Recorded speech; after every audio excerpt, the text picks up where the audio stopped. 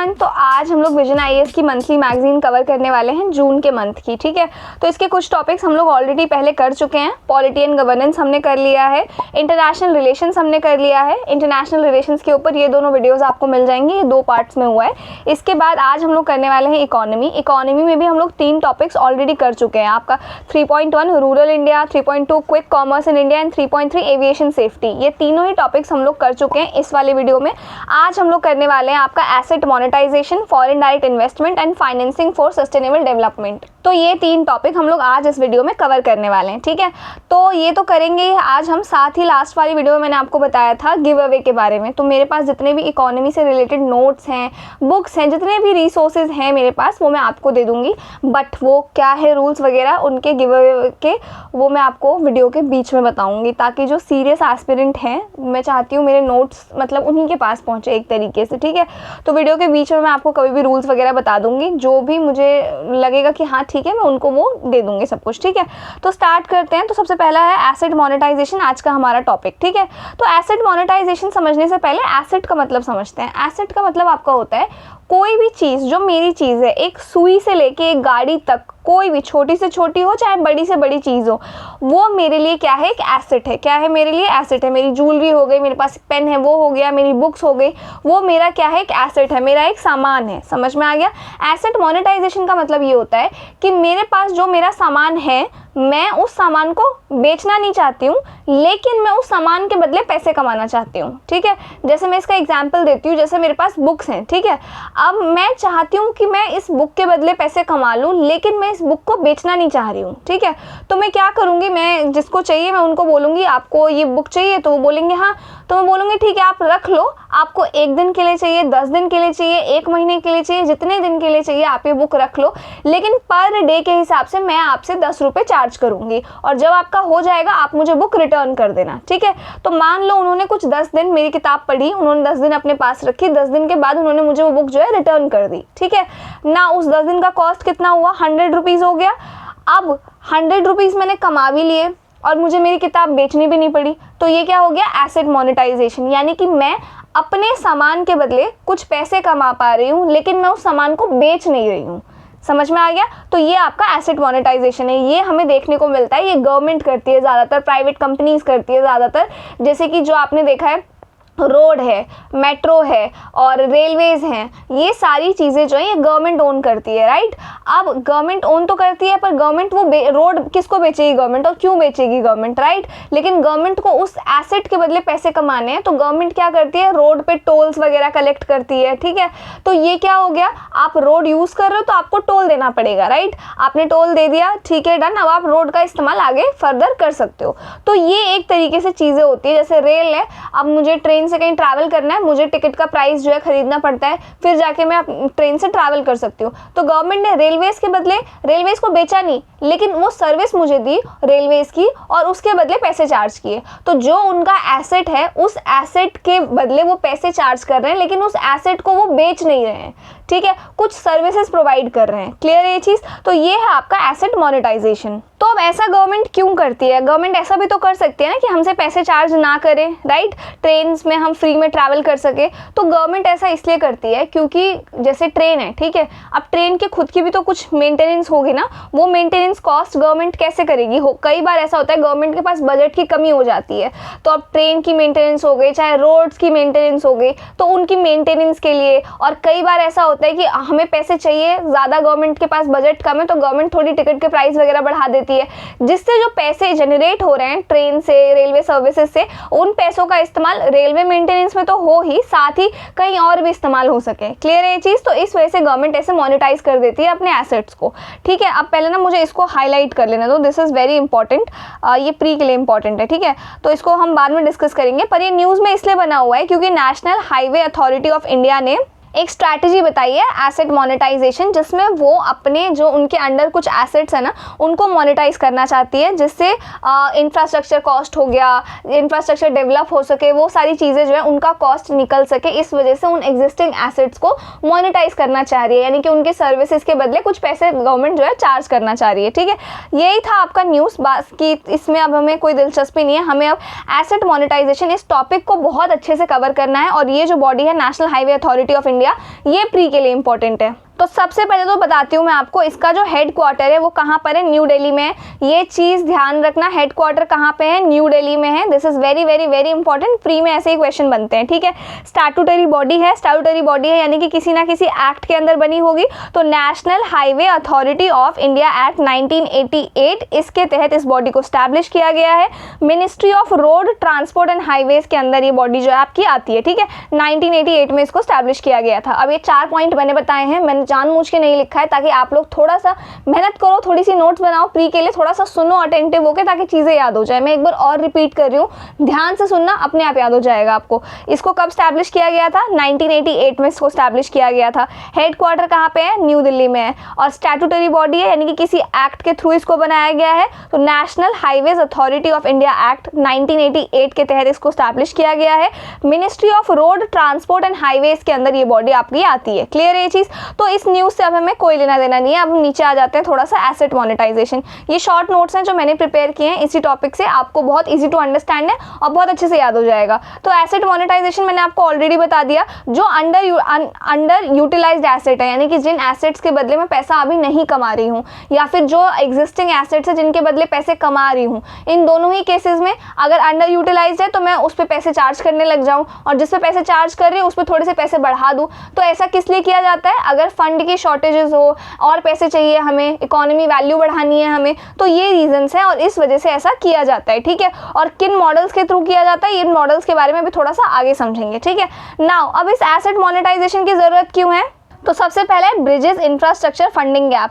तो मैं आपको एक चीज़ बताती हूँ, रोड्स हैं या रेलवेज हैं या कोई भी ऐसी एसेट है गवर्नमेंट की, उसको मेंटेन करना प्लस उसके इंफ्रास्ट्रक्चर को टाइम टू टाइम डेवलप करना, इसमें बहुत पैसे लगते हैं, ठीक है। जो पैसे गवर्नमेंट, अब ऐसा तो है नहीं ना कि गवर्नमेंट को अगर फंड्स चाहिए और पैसे चाहिए तो गवर्नमेंट और टैक्स बढ़ा देगी, लोग और टैक्स भरते रहेंगे, ऐसा नहीं कर सकती गवर्नमेंट। तो इस वजह से गवर्नमेंट ने एक तरीका निकाला जिससे हम बिना टैक्स बढ़ाए या बिना टैक्स लगाए कैसे पैसे और जनरेट कर सकते हैं।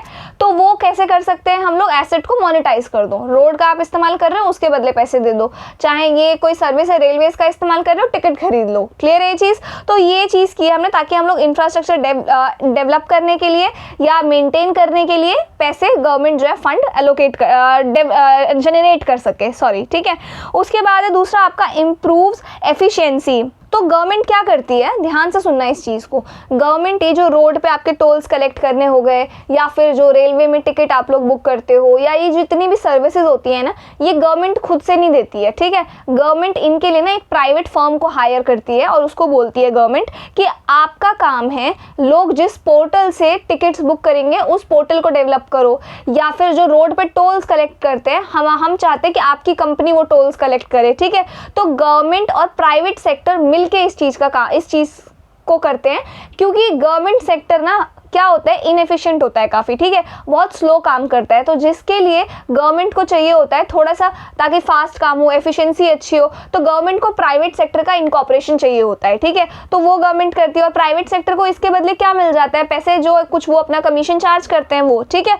तो ये एफिशिएंसी इंप्रूव होती है क्योंकि प्राइवेट सेक्टर जो है इस चीज़ में पार्टिसिपेट करता है। क्लियर है ये चीज़। और कई बार ना बहुत सारी प्राइवेट कंपनीज क्या करती है, बिडिंग करती है, बोली लगाती है। कैसे, जैसे गवर्नमेंट बोल रही है कि कोई हाईवे है उस पर टोल कलेक्ट करने के लिए हमें एक प्राइवेट सेक्टर के साथ कोऑपरेट करना है, तो कई सारी प्राइवेट कंपनीज वो करना चाहती हैं। तो सारी प्राइवेट कंपनीज बिडिंग लगाती है, इन्वेस्ट करती है, गवर्नमेंट को जिसका बेस्ट लगता है गवर्नमेंट उसके साथ कोऑपरेट कर लेती है, ठीक है। तीसरा आपका इसी से मिलता जुलता है, unlock value from brownfield asset with stable cash flows. तो कई बार क्या होता है ना, जैसे किसी हाईवे पे टोल्स कलेक्ट हो रहा है, बहुत अच्छा खासा रेवेन्यू जो है वहाँ से जनरेट हो रहा है, ठीक है।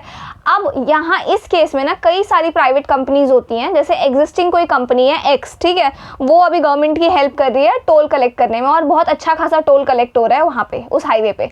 तो अब इसकी देखा देखी काफ़ी सारी कंपनीज होती है जो चाहती है जो कॉन्ट्रैक्ट इनको मिला हुआ है वो कॉन्ट्रैक्ट हमें मिल जाए। तो गवर्नमेंट से time to time negotiations, biddings वगैरह करते रहते हैं ताकि जो एग्जिस्टिंग एसेट है जहाँ से अच्छा खासा पैसा जनरेट हो रहा है वहाँ पे हम भी उस चीज़ में पार्टिसिपेट कर सकें। तो फिर फिर एक्स, अगर मान लो वाई कंपनी है, उसने गवर्नमेंट के साथ कोई कॉन्ट्रैक्ट साइन कर लिया कि आप अगर ये टोल्स कलेक्ट करने का काम हमें दोगे तो हम आपसे 20% कमीशन लेंगे, ठीक है, या फिर हम कमीशन नहीं लेंगे, हम इसमें इन्वेस्ट करेंगे, हम शेयर लेंगे, कुछ इस तरीके से।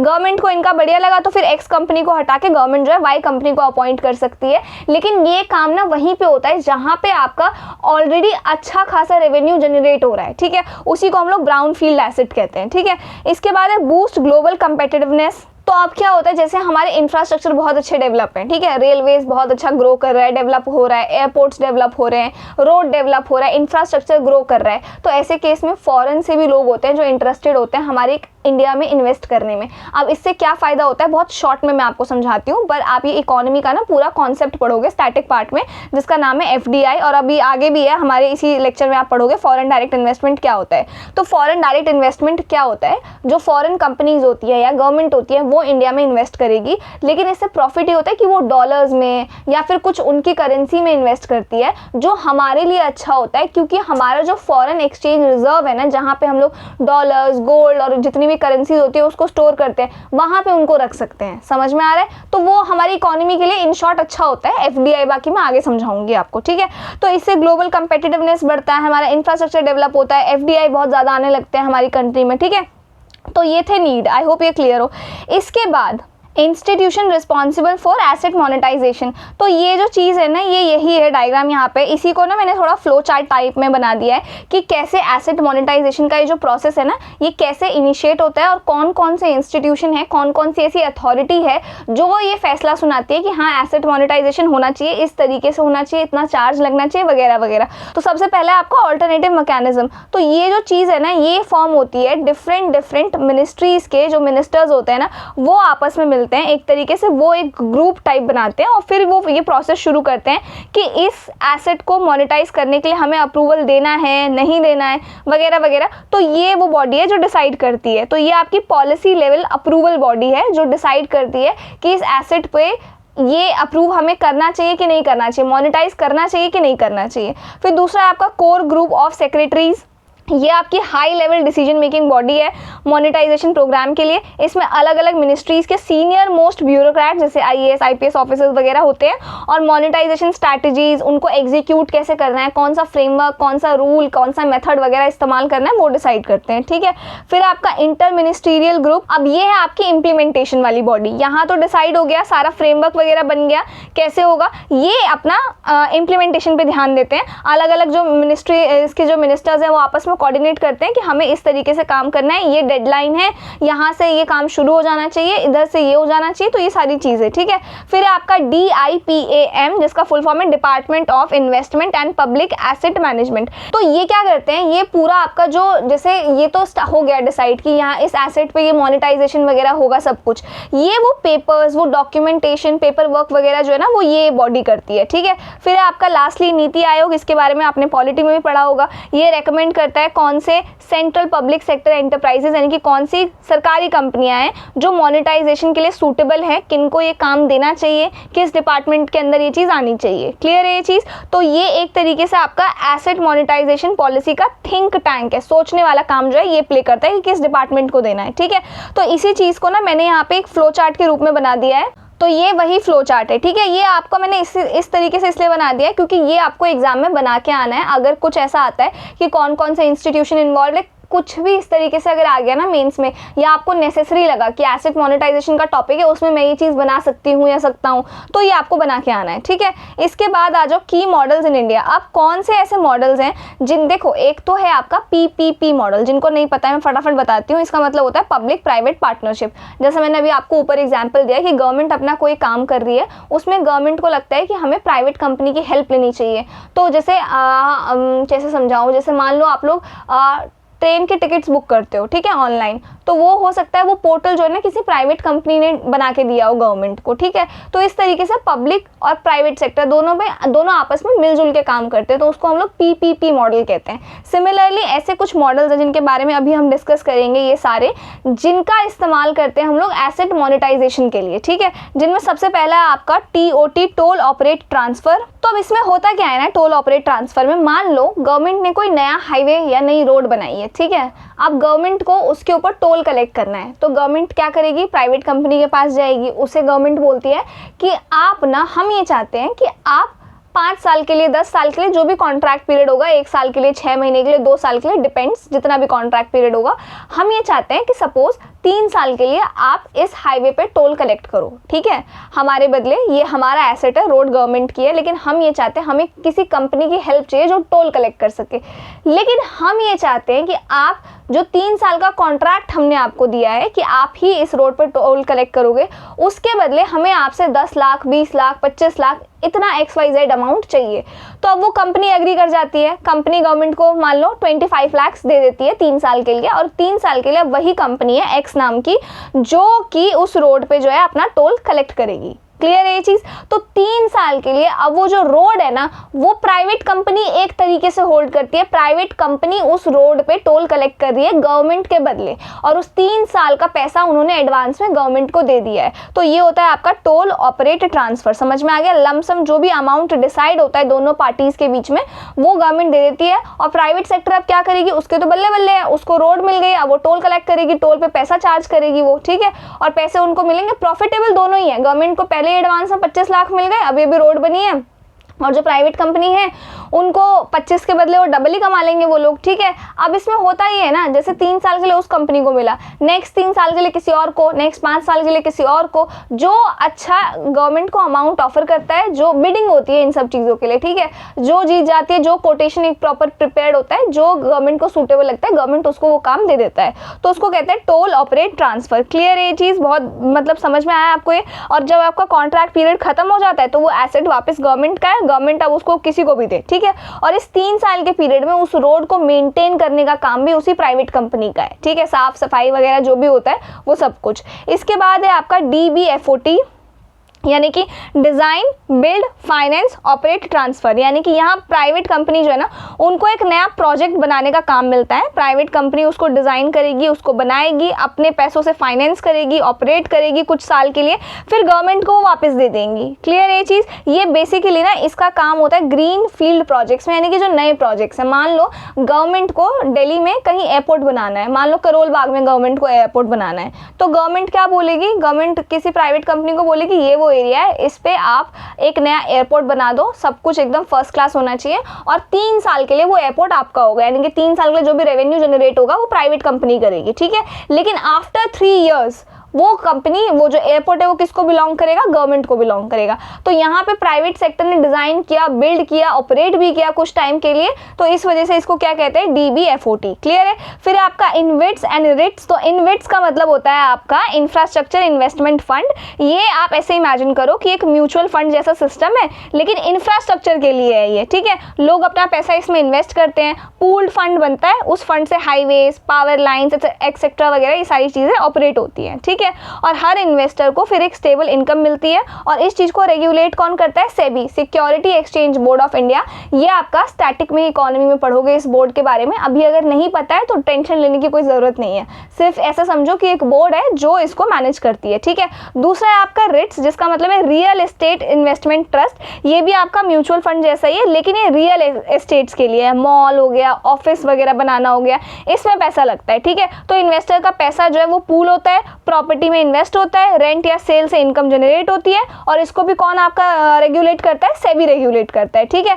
देन है आपका प्रोजेक्ट बेस्ड फाइनेंसिंग। तो अब इसमें क्या होता है ना, जैसे गवर्नमेंट को अब लोन लेना है, उसी हाईवे का एग्जांपल लेते हैं, तो गवर्नमेंट ना बैंक के पास जाती है और गवर्नमेंट उसको बोलती है देखो बात ऐसी है, हम लोग टोल कलेक्ट कर रहे हैं और अगले 10 साल में ना हम लोग 1 करोड़ टोल कलेक्ट कर लेंगे इस रोड पे। अभी हम इतना करते हैं तो आगे 10 साल में, 20 साल में फॉर एग्जाम्पल 1 करोड़ हम लोग कलेक्ट कर रहे हैं, ठीक है।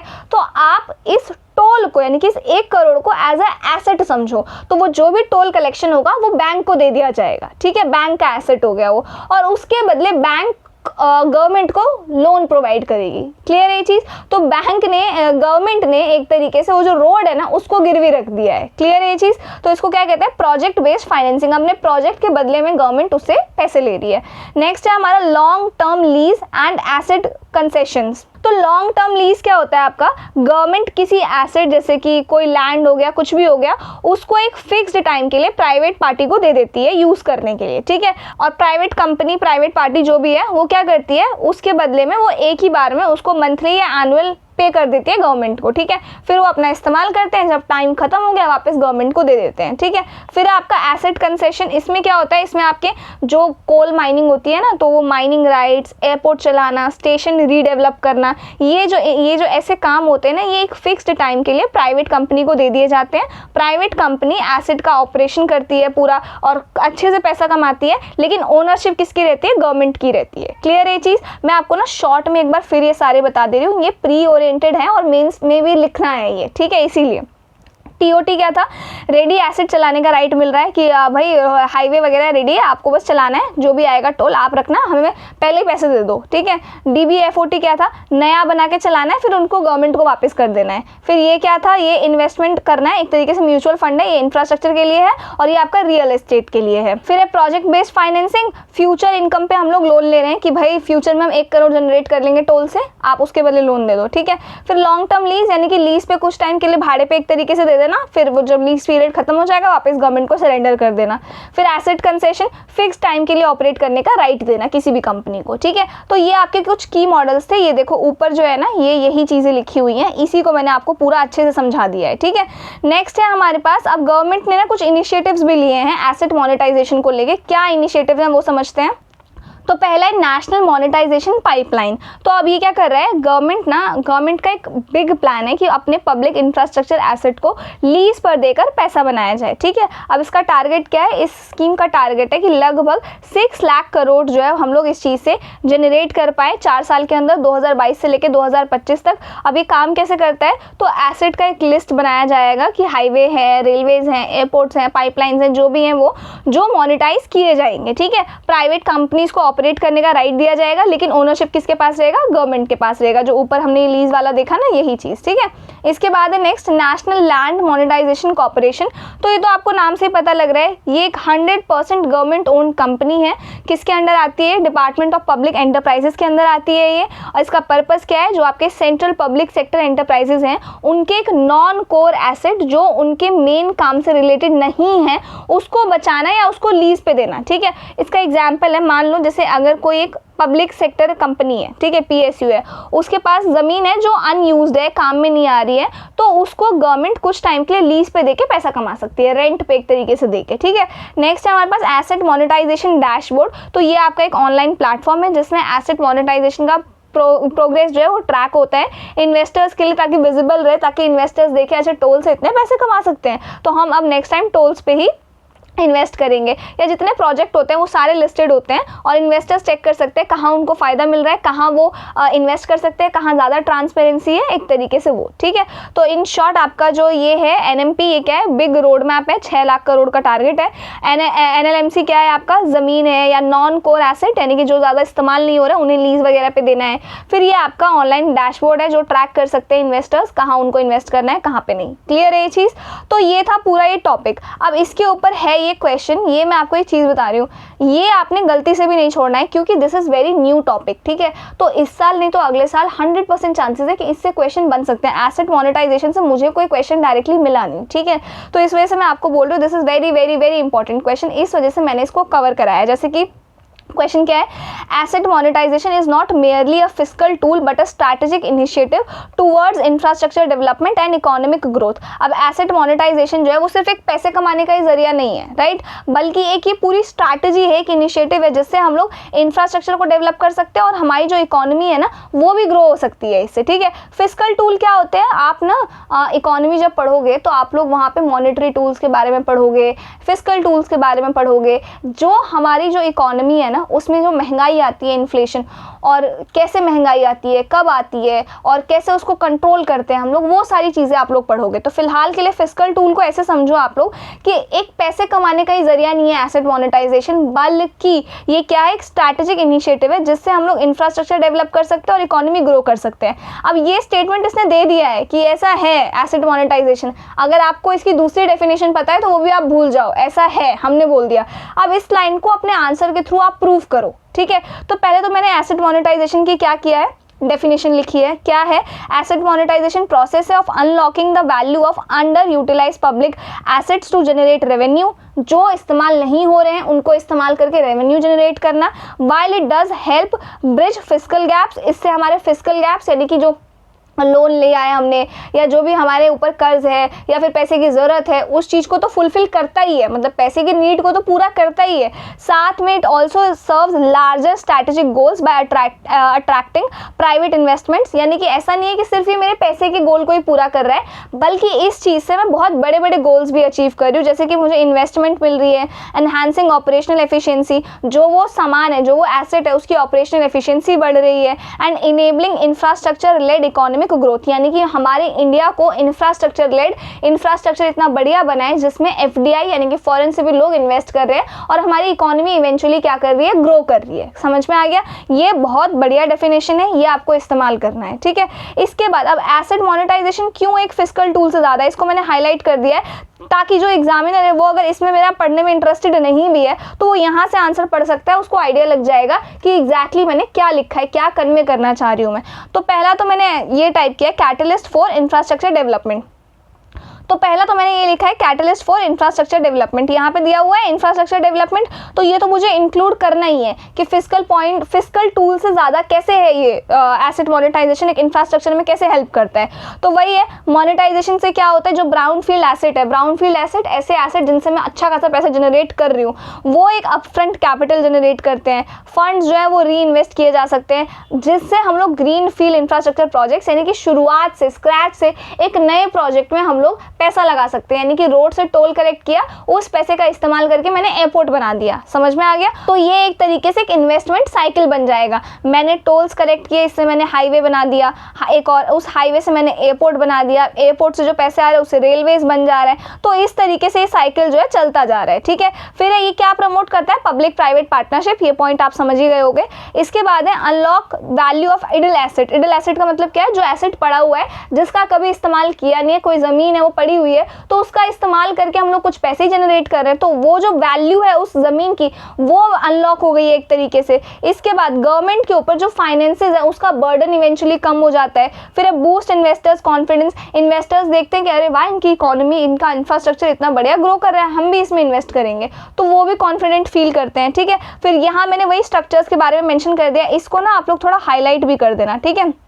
एक सेकेंड, हाँ इसको आप लोग थोड़ा हाईलाइट भी कर देना ताकि जो एग्जामिनर है उनको पता लगे कि आपको ये सब पता है, ठीक है। इसके बाद अब ये मैंने ना जानबूझ के ऐड किया है, ठीक है, फ्लो चार्ट, इस आंसर में इसकी ज़रूरत थी नहीं बट यहाँ मैंने बताया है कि एग्जैक्टली एसेट मोनेटाइजेशन कैसे काम करता है, तो ये आप लोग देख लेना, ये इस आंसर में ज़रूरी नहीं है बट मैंने फिर भी बना दिया ये फ्लो चार्ट। इन केस कहीं कुछ ऐसा आ जाता है कि कैसे काम करता है एसेट मोनेटाइजेशन वो बताओ क्या प्रोसेस है, तो वहाँ आप पूरा प्रोसेस डिफाइन करने नहीं बैठोगे, ऑलरेडी 250 वर्ड्स आपको मिलते हैं, बस ये फ्लो चार्ट बना के आ जाओगे, ठीक है। कि मोनेटाइजेशन एक्जिस्टिंग एसेट का होता है, वहाँ से कैपिटल जनरेट होता है विदाउट डिसइन्वेस्टमेंट, फिर उससे हम लोग न्यू इंफ्रास्ट्रक्चर में इन्वेस्ट करते हैं, फिर उससे लॉजिस्टिक और कनेक्टिविटी सीरीज और ये हमारी economic growth and job creation भी करता है, ठीक है। तो ये था। इसके बाद यहाँ मैंने ना एक एग्जाम्पल भी दे दिया है, ये केस कोई मैंने एग्जाम्पल लिख दिया है कि कैसे जो एसेट मोनेटाइजेशन है वो सिर्फ एक फिस्कल टूल नहीं है, उससे कई बढ़कर है। तो क्या किया है मैंने यहाँ मैंने बताया है कि जो ये आपका NHAI है, national highway authority of India, इन्होंने अपने हाईवेज को मोनेटाइज किया, किस मेथड का यूज़ किया, TOT का, इनविट मॉडल्स का, इनका इस्तेमाल करके 1.4 लाख करोड़ जो है ये इन दोनों मॉडल्स का इस्तेमाल करके जनरेट किया, ठीक है। इसके बाद जो है फंड है इनका हमने डिफरेंट जगह पे यूज़ किया, एक्सपेंड किया, जिससे रोड की क्वालिटी, इंफ्रास्ट्रक्चर वगैरह डेवलप हुए। ये आपको ज़रूर लिख के आना है, ये पॉइंट बहुत इंपॉर्टेंट है, ठीक है। इसके बाद आ जाओ, ये तो बात हो गई भाई सारी इंफ्रास्ट्रक्चर की, ठीक है, कि कैसे इंफ्रास्ट्रक्चर हुआ है डेवलप। यहाँ है अब कैसे इकोनॉमिक गोल में कैसे ये कॉन्ट्रीब्यूट करता है। तो पहले तो स्ट्रैटेजिक ऑब्जेक्टिव, तो सबसे पहले तो स्ट्रैटेजिक ऑब्जेक्टिव और उसका रोल ऑफ एसेट मोनेटाइजेशन, ठीक है। तो क्या स्ट्रैटेजी है, क्या ऑब्जेक्टिव है और उसका किस तरीके से इस्तेमाल हो रहा है। सबसे पहले आत्मनिर्भर भारत, तो हम लोग जो ये एसेट मोनेटाइजेशन है इसका इस्तेमाल करके हम लोग एक आत्मनिर्भर भारत जो है ये क्रिएट करना चाह रहे हैं by creating domestic infrastructure, domestic capital उससे जनरेट हो रहा है जिससे हमारा आत्मनिर्भर भारत का सपना जो है ये पूरा हो रहा है। फिर आपका ईज ऑफ डूइंग बिजनेस, तो इसमें हम लोग क्या कर रहे हैं, जो भी बिजनेस एनवायरनमेंट है वो स्मूथ हो रहा है, हैसल फ्री बन रहा है, अच्छी रोड्स बन रही है, अच्छे पोर्ट्स बन रहे हैं, स्मूदर ऑपरेशन हो रहा है, एफिशिएंट लॉजिस्टिक्स हो रहा है। इसके बाद मेक इन इंडिया का जो हमारा गोल है कि इंडिया को मैन्युफैक्चरिंग हब बनाना है, हमें बेटर इंफ्रास्ट्रक्चर होगा तो ये ऑटोमेटिकली होगा, तो वही है फिर FDI अट्रैक्शन की फॉरेन डायरेक्ट इन्वेस्टमेंट जो है ये हमारे कंट्री में जो है बढ़ेगा। ठीक है, तो ये था पूरा आपका एसेट मोनेटाइजेशन। लास्ट में ये वही कंक्लूजन है कि ये सिर्फ आपका रेवेन्यू रेजिंग एक्सरसाइज नहीं है बल्कि एक स्ट्रैटेजी है जिससे हम लोग इंफ्रास्ट्रक्चर ग्रो कर सकते हैं, प्राइवेट सेक्टर का पार्टिसिपेशन बढ़ सकता है और लॉन्ग टर्म में हमारी जो इकोनॉमी है वो रिजाइलेंस होगी, बहुत अच्छी होगी। इसको इम्प्लीमेंट करते हुए हमें ध्यान रखना है कि ट्रांसपेरेंसी हो, एफिशिएंसी हो, जो हमारे सस्टेनेबल डेवलपमेंट की तरफ क्या करेगा, एक तरीके से कॉन्ट्रीब्यूट करेगा। क्लियर है ये चीज़? ये टॉपिक आपका हो गया मेरी तरफ से ख़त्म पूरा अच्छे से। एक बार शुरू से देखते हैं हम लोगों ने क्या कुछ छोड़ा तो नहीं। तो हमने देखा कि जो आपका एसेट मोनेटाइजेशन है, अरे ऊपर आगे ज़्यादा ही, इधर आ जाओ, एसेट मोनेटाइजेशन कहाँ गया? हाँ, हमने देखा एसेट मोनेटाइजेशन जो है क्या है, क्यों न्यूज़ में बना हुआ है, ये समझ लिया हमने। ये आप लोग एक बार रीड कर लेना, it is not necessary at all. Asset monetization क्या है, स्टैटिक पार्ट हमको समझना था, नीड क्यों है ये समझ लिया, कौन कौन से इंस्टीट्यूशन इन्वॉल्व है ये देख लिया, कौन कौन से मॉडल्स पे काम चल रहा है ये देख लिया, कौन कौन से इनिशिएटिव्स हैं इसके रिगार्डिंग ये भी हमने देख लिया। और इसके बाद क्या देखा हमने, लास्ट आ जाओ, अब ये है वो topic asset monetization in India implements versus strategic interventions. ये ना मुझे इतना इंपॉर्टेंट नहीं लगा और बहुत एक्सेस नॉलेज है एक तरीके से, जितना ओवर यूज़ हो जाएगा, मतलब जितना ओवर हो जाएगा आपके ब्रेन के लिए, तो इतना हमने पढ़ना ही नहीं है, ये काम का है ही नहीं। ठीक है, इसको आप कंप्लीटली स्किप कर सकते हो, ना प्री के पर्पस से इंपॉर्टेंट है ना मेंस के पर्पस से इंपॉर्टेंट है। ठीक है, कंक्लूजन हमको पता ही है। तो ये हो गया पूरा ये टॉपिक रेडी। आई होप ये समझ में आया हो, ईजी टू अंडरस्टैंड था। नेक्स्ट है हमारे पास, this is also very important topic, foreign direct investment. ये आपका स्टैटिक का भी पार्ट है, तो इवेंचुअली ये काफ़ी इंपॉर्टेंट हो ही जाता है और इससे पहले भी क्वेश्चन आ चुके हैं मेन्स में। ठीक है, और प्री में भी आए हैं क्वेश्चन एक दो बार, लेकिन मेन्स में ज़्यादा आए हैं। ठीक है, नाउ अभी जो कॉन्सेप्ट है ना, ये कॉन्सेप्ट काफ़ी ज़्यादा इंपॉर्टेंट है, इसको ध्यान से समझना आप, ताकि आप लोगों को ये समझ में आए कि फॉरेन डायरेक्ट इन्वेस्टमेंट FDI क्यों इतना इंपॉर्टेंट है और क्यों ऑलमोस्ट दुनिया की सारी ही कंट्रीज़ ये चाहती हैं कि उनके देश में बाहर से इन्वेस्टमेंट हो। ठीक है, तो इसको हम ऐसे समझते हैं। ठीक है, ये है हमारा RBI। ठीक है, ये रिजर्व बैंक ऑफ इंडिया है, RBI। ठीक है, अब RBI क्या करता है, जैसे मुझे इंडिया से चाइना घूमने जाना है या इंडिया से US घूमने जाना है या कहीं भी मुझे घूमने के लिए जाना है, तो मुझे उस देश की करेंसी चाहिए ताकि मैं उस देश में पैसा खर्च कर सकूं। अब मेरे पास तो इंडियन रुपीज़ होंगे, तो मैं वो करेंसी कन्वर्ट कहाँ करा सकती हूँ? एक तो है ऑप्शन कि मैं RBI के पास जा सकती हूँ, मैं गई रिजर्व बैंक ऑफ इंडिया के पास, रिजर्व बैंक ऑफ इंडिया के पास मैंने अपने करेंसी जो है कन्वर्ट करा ली है।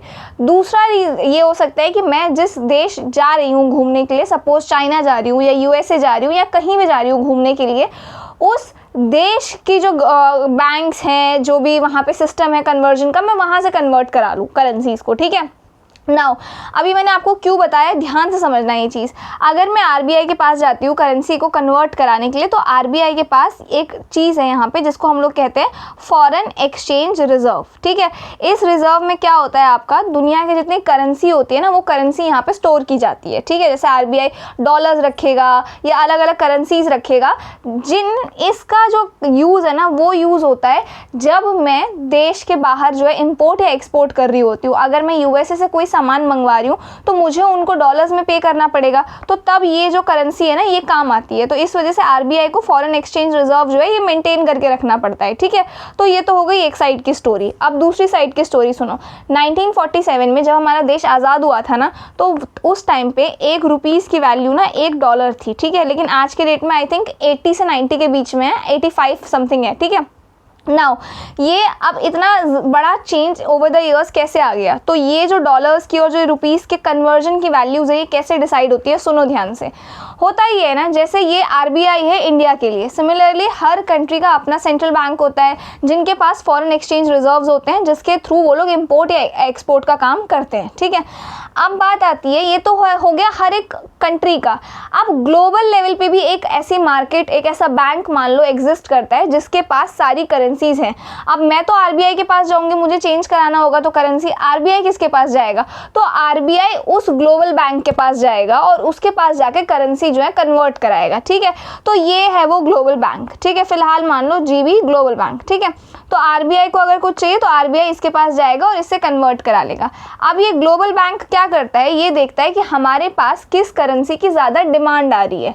इसका मतलब क्या हुआ, अगर हम लोग या दुनिया के जितने भी देश हैं वो USA का सामान इंपोर्ट कर रहे हैं अपने देश में, ठीक है, तो उनको USA की करेंसी चाहिए होगी सबको, तो वो सब इसके पास जाएंगे और डॉलर्स की डिमांड बढ़ जाएगी। अब डॉलर्स की डिमांड बढ़ेगी तो यानी कि डॉलर की वैल्यू क्या है, एप्रिशिएट होगी। अब डॉलर की वैल्यू $1.85 के बराबर है, सॉरी उल्टा बोल दिया, रुक जाओ, $1.85 के बराबर है। अब यहाँ पे इन्होंने देखा कि भाई डॉलर की वैल्यू तो बढ़ रही है, इंडिया भी मांग रहा है, चाइना भी मांग रहा है, रशिया भी मांग रहा है, डिफरेंट कंट्रीज जो हैं वो सारी कंट्रीज डॉलर्स मांग रही है, तो डॉलर की वैल्यू बढ़ा देते हैं। तो अब जो पहले डॉलर इंडियंस को $85 दे के मिलता था $1, अब वो $90 दे के मिलेगा, क्योंकि डॉलर की डिमांड ज़्यादा हो गई है, क्योंकि ज़्यादा लोग USA के साथ क्या कर रहे हैं, ट्रेड कर रहे हैं। समझ में आ गया, USA का सामान अपने देश में मंगवा रहे हैं। तो इस तरीके से आपकी जो करेंसी की जो वैल्यू है ना, ये फिक्स की जाती है, ठीक है। अब अगर मेरी कंट्री की बात करूँ, इंडिया की, इंडिया में फॉरेन से कोई बंदा आता है इन्वेस्ट करने के लिए किसी इंफ्रास्ट्रक्चर में, किसी भी प्रोजेक्ट में, USA से आता है, ठीक है, तो वो डॉलर्स लेके आएगा। अब वो डॉलर में तो इन्वेस्ट करेगा नहीं, तो वो डॉलर कहाँ पे चेंज करवाएगा, RBI के पास चेंज कराएगा, ठीक है। अब RBI के पास उसने डॉलर्स चेंज करा के क्या रख लिए, रुपीज़ ले लिए। अब यहाँ दोनों के बल्ले बल्ले हैं, ये जो इन्वेस्टर आया है बंदा, इसको रुपीज़ मिल गए और RBI को डॉलर मिल गए, जो इसने FER फॉरेन एक्सचेंज रिजर्व में स्टोर करके रख दिया, ठीक है। नाउ अब ये जो इंसान है ये अपना इन्वेस्टमेंट वगैरह करेगा, सब करेगा, और ये जो बैंक FER है, अब अगर हर कंट्री के पास सफिशिएंट फॉरेन एक्सचेंज रिजर्व है तो वो ग्लोबल बैंक के पास क्यों जाएगा चेंज कराने के लिए, और कोई ग्लोबल बैंक के पास नहीं जाएगा तो डिमांड बढ़ेगी ही नहीं, डिमांड बढ़ेगी नहीं तो डॉलर्स की वैल्यू अप्रिशिएट होगी ही नहीं। समझ में आ गया, यानी कि डॉलर आपका महंगा होगा ही नहीं। $1.85 है, ये देखेंगे विथ टाइम अरे डॉलर की तो वैल्यू आ ही नहीं रही है, डॉलर तो कोई मांग ही नहीं रहा है, तो डॉलर की वैल्यू डिप्रिशिएट कर देते हैं। तो $1.85 का था, अब $1 आपका $80 का हो जाएगा। समझ में आ गया। तो ऐसा कब हो सकता है, जब दुनिया के हर बैंक अपने फॉरेन एक्सचेंज रिजर्व में इनफ फॉरेन करेंसीज को रखे, ठीक है। तो इस वजह से ये दोनों के ही बल्ले बल्ले हैं, ठीक है। अब दोनों के बल्ले बल्ले हैं, इनके पास आ गया डॉलर, इनके पास आ गया रुपीज़, और ये इन्वेस्ट कर रहे हैं। तो इसी वजह से हर कंट्री ये चाहती है कि उनके कंट्री में फॉरेन से इन्वेस्टमेंट हो, ताकि उनके पास फॉरेन की करेंसी आए। समझ में आ गया, जो उनके फॉरेन एक्सचेंज रिजर्व में होगा, जिससे उनको ग्लोबल बैंक के पास नहीं जाना पड़ेगा और वहाँ जाके अपनी करेंसी चेंज नहीं करानी पड़ेगी, ठीक है। करेंसी चेंज होगी नहीं तो ट्रेड जो हो रहा है ना, वो हमारे पास जो अमाउंट है उसी से हो जाएगा, किसी और पे डिपेंडेंट हमको नहीं होना पड़ेगा। समझ में आ गया। तो ये था पूरा चक्कर आपका FDI का। इस वजह से हर कंट्री चाहती है कि वहाँ उनके देश में जो है डॉलर्स में मतलब स्पेसिफिकली मैं बताऊँ तो सब चाहते हैं कि इन्वेस्टमेंट हो, ताकि उनको डिपेंडेंट ना रहना पड़े। तो ये है पूरा सिनेरियो आपका FDI का। इस वजह से आपका FDI इतना ज़्यादा इंपॉर्टेंट रोल प्ले करता है किसी भी कंट्री की इकोनॉमी में। तो RBI के अकॉर्डिंग ना, जो इंडिया में 96% FDI जो है इस बार कम हुआ है 2024 के कंपैरिजन में, और इस वजह से ये न्यूज़ में बना हुआ है। जबकि हमारा ग्रॉस FDI इनफ्लो ज़्यादा है। ग्रॉस और नेट में डिफरेंस होता है। ग्रॉस का मतलब होता है जैसे मेरी सैलरी 50,000 है, ठीक है, तो ये मेरी ग्रॉस सैलरी है, ठीक है। लेकिन नेट सैलरी होगी, इसमें से मैं रूम रेंट जैसे 10,000 दे दूँगी, 5,000 मेरा खाने पीने पर खर्चा हो जाएगा, तो जितना आपका 35,000 बच गया, तो 35,000 इज़ माई नेट सैलरी, ठीक है। वेयर एज ग्रॉस सैलरी कितनी थी मेरी, 50,000, ठीक है। तो यही मतलब होता है आपका ग्रॉस का। नेट का मतलब है टोटल एंड में कितना बचा, ग्रॉस का मतलब है ओवरऑल ऊपर से। तो ग्रॉस तो हमारा बढ़ा था FDI इनफ्लो, लेकिन जो नेट है वो 96% से गिर गया है, ठीक है। तो इस वजह से न्यूज़ में बना हुआ है। अब पहले समझते हैं FDI वगैरह। देखो ये न्यूज़ हमारे लिए इंपॉर्टेंट नहीं है, ये ऐसा UPSC पूछता भी नहीं है, ठीक है। न्यूज़ में आया है एक इंपॉर्टेंट कॉन्सेप्ट निकल के, जो कि है FDI, तो हमें इसके बारे में पता होना चाहिए प्री और मीन्स दोनों पर्सपेक्टिव से।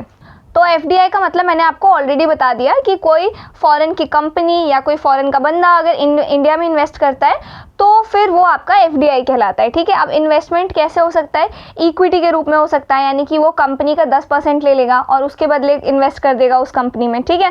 अब बात करते हैं, कंपनी आपकी दो तरीके की होती है, एक होती है आपकी अनलिस्टेड कंपनी और दूसरी होती है आपकी लिस्टेड कंपनी, ठीक है। तो अनलिस्टेड कंपनी क्या होती है, तो अनलिस्टेड कंपनी में कोई भी अमाउंट का इन्वेस्टमेंट जो है हो सकता है। लिस्टेड कंपनी जो स्टॉक मार्केट में आपकी लिस्टेड होती है ना, उसमें अगर फॉरेन पर्सन या कंपनी है वो 10% या उससे ज़्यादा शेयर शेयर खरीदता है तो वो FDI कहलाता है, उससे कम नहीं। वेरेज जो अनलिस्टेड कंपनी है जो आपकी स्टॉक एक्सचेंज पे लिस्टेड नहीं है उसमें कितना भी हो सकता है, ठीक है, 1%, 2%, 3%, लेकिन जो लिस्टेड है स्टॉक एक्सचेंज पे वहाँ मिनिमम 10% या उससे ज़्यादा होना चाहिए, ठीक है। अब बात करते हैं गवर्नेंस एंड रेगुलेशंस की। तो ये जो FDI का पैसा आता है इसको कौन रेगुलेट करता है, FDI के लिए रूल्स ये डिसाइड कौन करता है, कैसे इसको और कितना इन्वेस्टमेंट हो सकता है, ये सारी चीज़ें कैसे डिसाइड होती हैं। तो ये सारी चीज़ें आपकी डिसाइड होती है, एक तो consolidated foreign direct investment policy 2020 and foreign exchange management act non debt instrument rules 2019। ये दोनों वो एक्ट्स हैं, वो पॉलिसीज़ हैं जो ये सारा कुछ तय करती हैं। अब हमें इनके बारे में नहीं पढ़ना, हमें बस पता होना चाहिए। कहीं अगर प्रीलिम्स में आ गया कि FDI से रिलेटेड कौन से एक्ट हैं तो ये दोनों हैं, ये आपको पता होने चाहिए, ठीक है। इसके बाद बात करते हैं ग्रॉस एंड नेट FDI में, जो मैंने आपको ऊपर बताया था। तो ग्रॉस FDI क्या होता है, टोटल पैसा जो फॉरेन कंपनीज ने इंडिया में डायरेक्टली इन्वेस्ट किया है प्रोडक्टिव एसेट्स में कहीं भी, ठीक है। और नेट FDI क्या होता है, इनवर्ड FDI, यानी कि जो पैसा इंडिया में आया। आउटवर्ड FDI जो पैसा इंडिया से बाहर गया, जैसे प्रॉफिट वापस ले जाना हो गया या इंडियन कंपनीज ने फॉरेन में इन्वेस्ट कर रखा है, तो वो आपका नेट FDI हो गया। मतलब कि देखो फॉरेन से हमारे यहाँ इन्वेस्टमेंट आया 1000 रुपये का, ठीक है। अब ये investment US, UK, India, US, UK, China, कोई और कंट्री, सबने मिला के टोटल हमारे पास FDI आया 1000, ठीक है। नाउ अब इंडियन कंपनीज ने भी कहीं इन्वेस्ट किया होगा, राइट, इंडिया से भी इन्वेस्टमेंट गया होगा, प्लस इन लोगों ने अपने प्रॉफिट्स उठाए होंगे इंडिया से, राइट। तो वो सारा माइनस इसमें से कर दूं, अगर मैं मान लो वही मेरा 800 रुपये का हो गया कुछ, तो मेरे पास नेट FDI कितना आया है, 200 रुपीज़ का प्रॉफिट हुआ है मुझे, ठीक है। और कभी कभार होता है कि ये ज़्यादा हो जाता है तो फिर हम लॉस में ही हो रहे होते हैं एक तरीके से। तो यही बात यहाँ पे आपकी बोल रखी थी कि ग्रॉस तो आया है इस बार ज़्यादा, लेकिन हमारा जो नेट FDI इन्फ्लो आया है वो 96% कम आया है 2024 के कंपैरिजन में, ठीक है। आई होप ये आपको समझ में आया हो। इसके बाद बात करते हैं एंट्री रूट्स की। एंट्री रूट्स की मतलब ये है कि पैसा एग्जैक्टली आता कैसे है, कैसे आता है एग्जैक्टली इंडिया में। तो देखो 2 रूट्स है। पहले है आपका ऑटोमेटिक रूट। ऑटोमेटिक रूट क्या होता है, RBI या गवर्नमेंट का प्रायर अप्रूवल नहीं चाहिए। फॉर एग्जाम्पल अगर आपको एग्रीकल्चर में, कोल में, ऑयल गैसेस में, एक्सप्लोरेशंस में, जितने भी यहाँ पे लिखे हुए हैं ना, यहाँ पे अगर आप FDI करना चाहते हो, इन्वेस्टमेंट करना चाहते हो, तो यहाँ पे आप कर सकते हो बिना RBI या गवर्नमेंट की अप्रूवल के, ठीक है। तो ये हो गया आपका ऑटोमेटिक रूट। अब ये आपका प्री का है क्वेश्चन, बहुत इंपॉर्टेंट, कि FDI से रिलेटेड आ जाएगा ऑटोमेटिक रूट, या फिर कहाँ पे गवर्नमेंट की परमिशन नहीं चाहिए, या किस सेक्टर में आप लोग 100% FDI कर सकते हो। तो ये वो सेक्टर्स है, यहाँ पे 100% FDI अलाउड है, ठीक है। दूसरा है आपका गवर्नमेंट रूट। तो पहले आपको गवर्नमेंट की अप्रूवल लेनी पड़ेगी, उसके बाद जाके ही आप यहाँ पे इन्वेस्ट कर सकते हो, और अप्रूवल के साथ कुछ कंडीशंस आपको फॉलो करना पड़ेगा, तब जाके आप कुछ इन XYZ सेक्टर्स में इन्वेस्ट कर सकते हो। समझ में आ गया। तो ये हो गया गवर्नमेंट रूट। ये दोनों याद रखना, बता रही हूँ मैं, पूछा जाएगा। और जैसे कि यहाँ पे ये सारे लिखे हुए हैं कौन से ऑटोमेटिक रूट है, इनके अलावा कोई ऑप्शन आ जाता है तो आपको वो पता लग जाएगा। ये तो आपने ऑटोमेटिक तो सारे याद कर लिए हैं, तो आपको पता लग जाएगा ये गवर्नमेंट रूट है, यहाँ पे गवर्नमेंट की परमिशन लेनी होती है, ठीक है। नाउ अब इंडिया में ना FDI आप कर सकते हो किसी भी सेक्टर्स में, लेकिन ये कुछ सेक्टर्स हैं जहाँ पे FDI अलाउड नहीं है, ठीक है।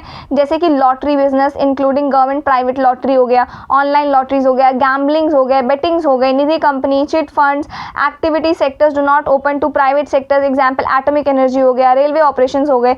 तो कुछ ऐसे सेक्टर्स हैं जो जहाँ पे प्राइवेट सेक्टर्स भी नहीं इन्वेस्ट कर सकते, वो है आपके एटॉमिक एनर्जी, रेलवे ऑपरेशंस वगैरह।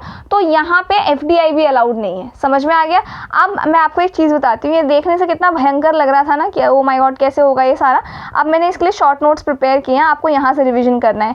FDI क्या होता है, इन्वेस्टमेंट होता है जो फॉरेन एंटिटी करता है इंडिया में।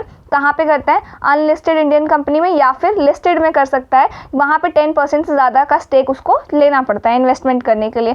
गवर्नड बाय, अब ये 2 ही एक्ट है जो आपके FDI से रिलेटेड डील करते हैं, ठीक है। पहला है FDI पॉलिसी 2020, यही वो है जो यहाँ पे ऐसे लिखा हुआ है consolidated foreign direct investment policy 2020, ये दोनों सेम है, ठीक है। इसके बाद फीमा नॉन डेट इंस्ट्रूमेंट रूल्स 2019, यही है आपका foreign exchange management non debt instrument rules 2019। ये मैंने 2 बार, एक बार शॉर्ट में लिख दिया, फिर एक बार ऐसे लिख दिया गलती से, पर यार समझ जाना, ठीक है।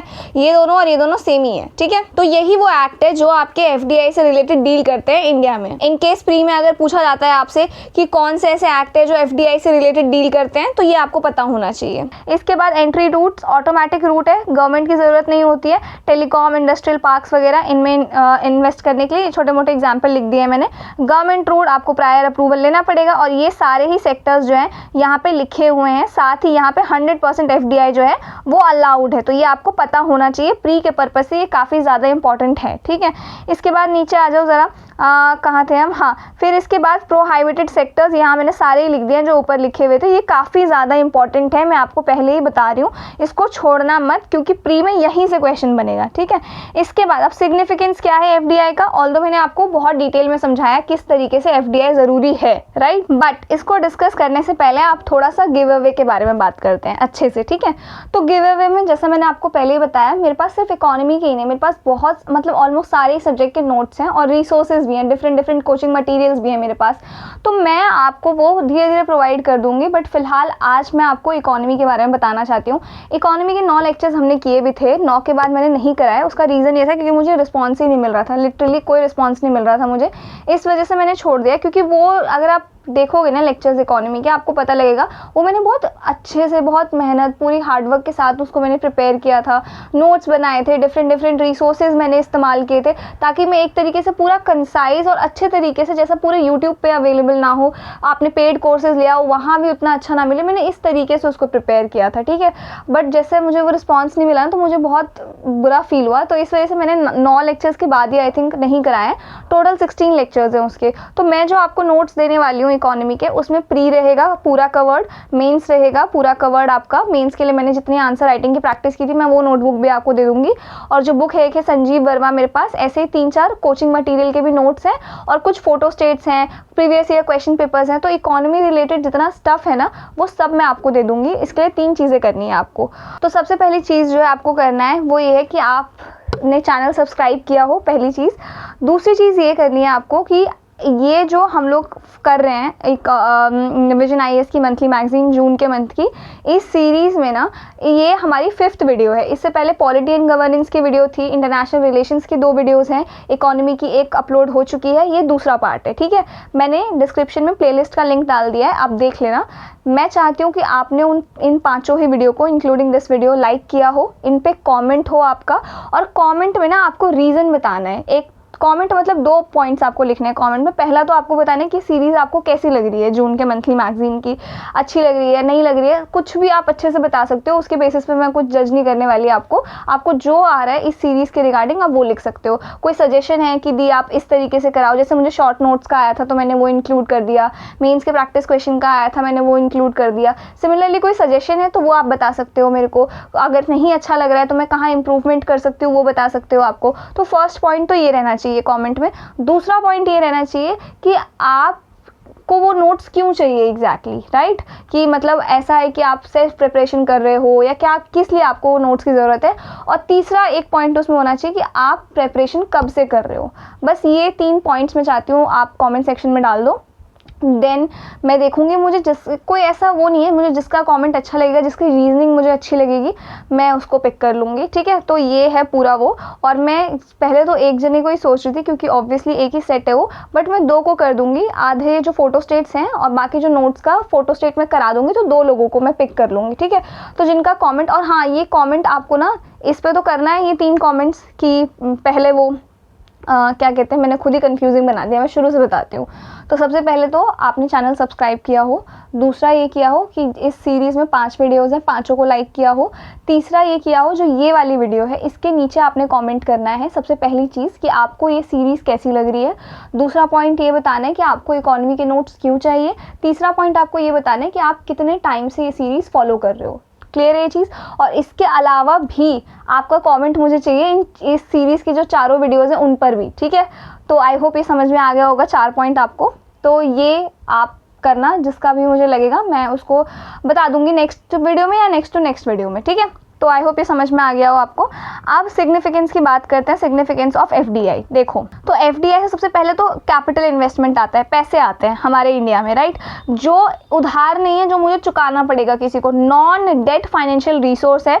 मतलब कि वो पैसा आपको लोन की तरह नहीं मिल रहा है जिसमें आपको इंटरेस्ट वगैरह चुकाना पड़ेगा। लॉन्ग टर्म में वो हमारे लिए कैपिटल काफ़ी ज़्यादा हेल्पफुल रहता है, जिससे हम लोग green field sectors, green field का मतलब है नए प्रोजेक्ट्स, नए एरियाज़ में उन पैसों की मदद से कोई भी काम शुरू कर सकते हैं, ठीक है।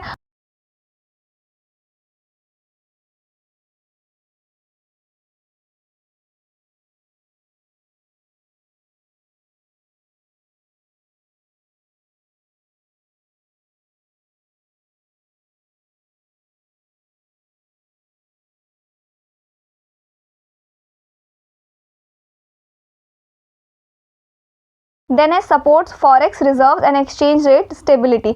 ये पॉइंट मैंने आपको ऊपर ऑलरेडी समझा दिया है किस तरीके से, अच्छा वो डायग्राम मैंने मिटा दिया है, किस तरीके से एफडीआई के आने से हमारा फॉरेन एक्सचेंज रिजर्व स्टेबल रहता है।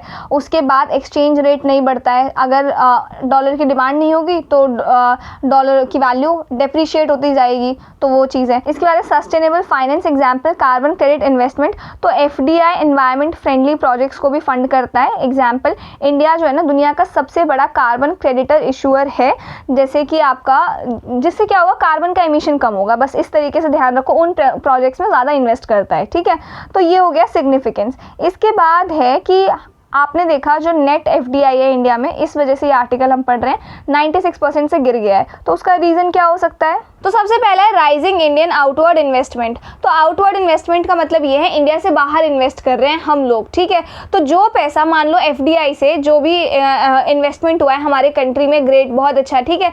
लेकिन उसके बाद अगर हम इंडियंस ही अपने इंडिया में इन्वेस्ट नहीं कर रहे हैं, बाहर इन्वेस्ट कर रहे हैं, तो फिर वो एफडीआई का क्या फ़ायदा हुआ। जैसे कि हमारे यहाँ 100 रुपीज़ का जो है इन्वेस्टमेंट हुआ, ठीक है, बाहर से एफडीआई आया, लेकिन हम इंडियंस ने ही इंडिया में नहीं इन्वेस्ट करके बाहर की कंट्रीज़ में 200 रुपीज़ का जो है इन्वेस्टमेंट कर दिया है, ठीक है।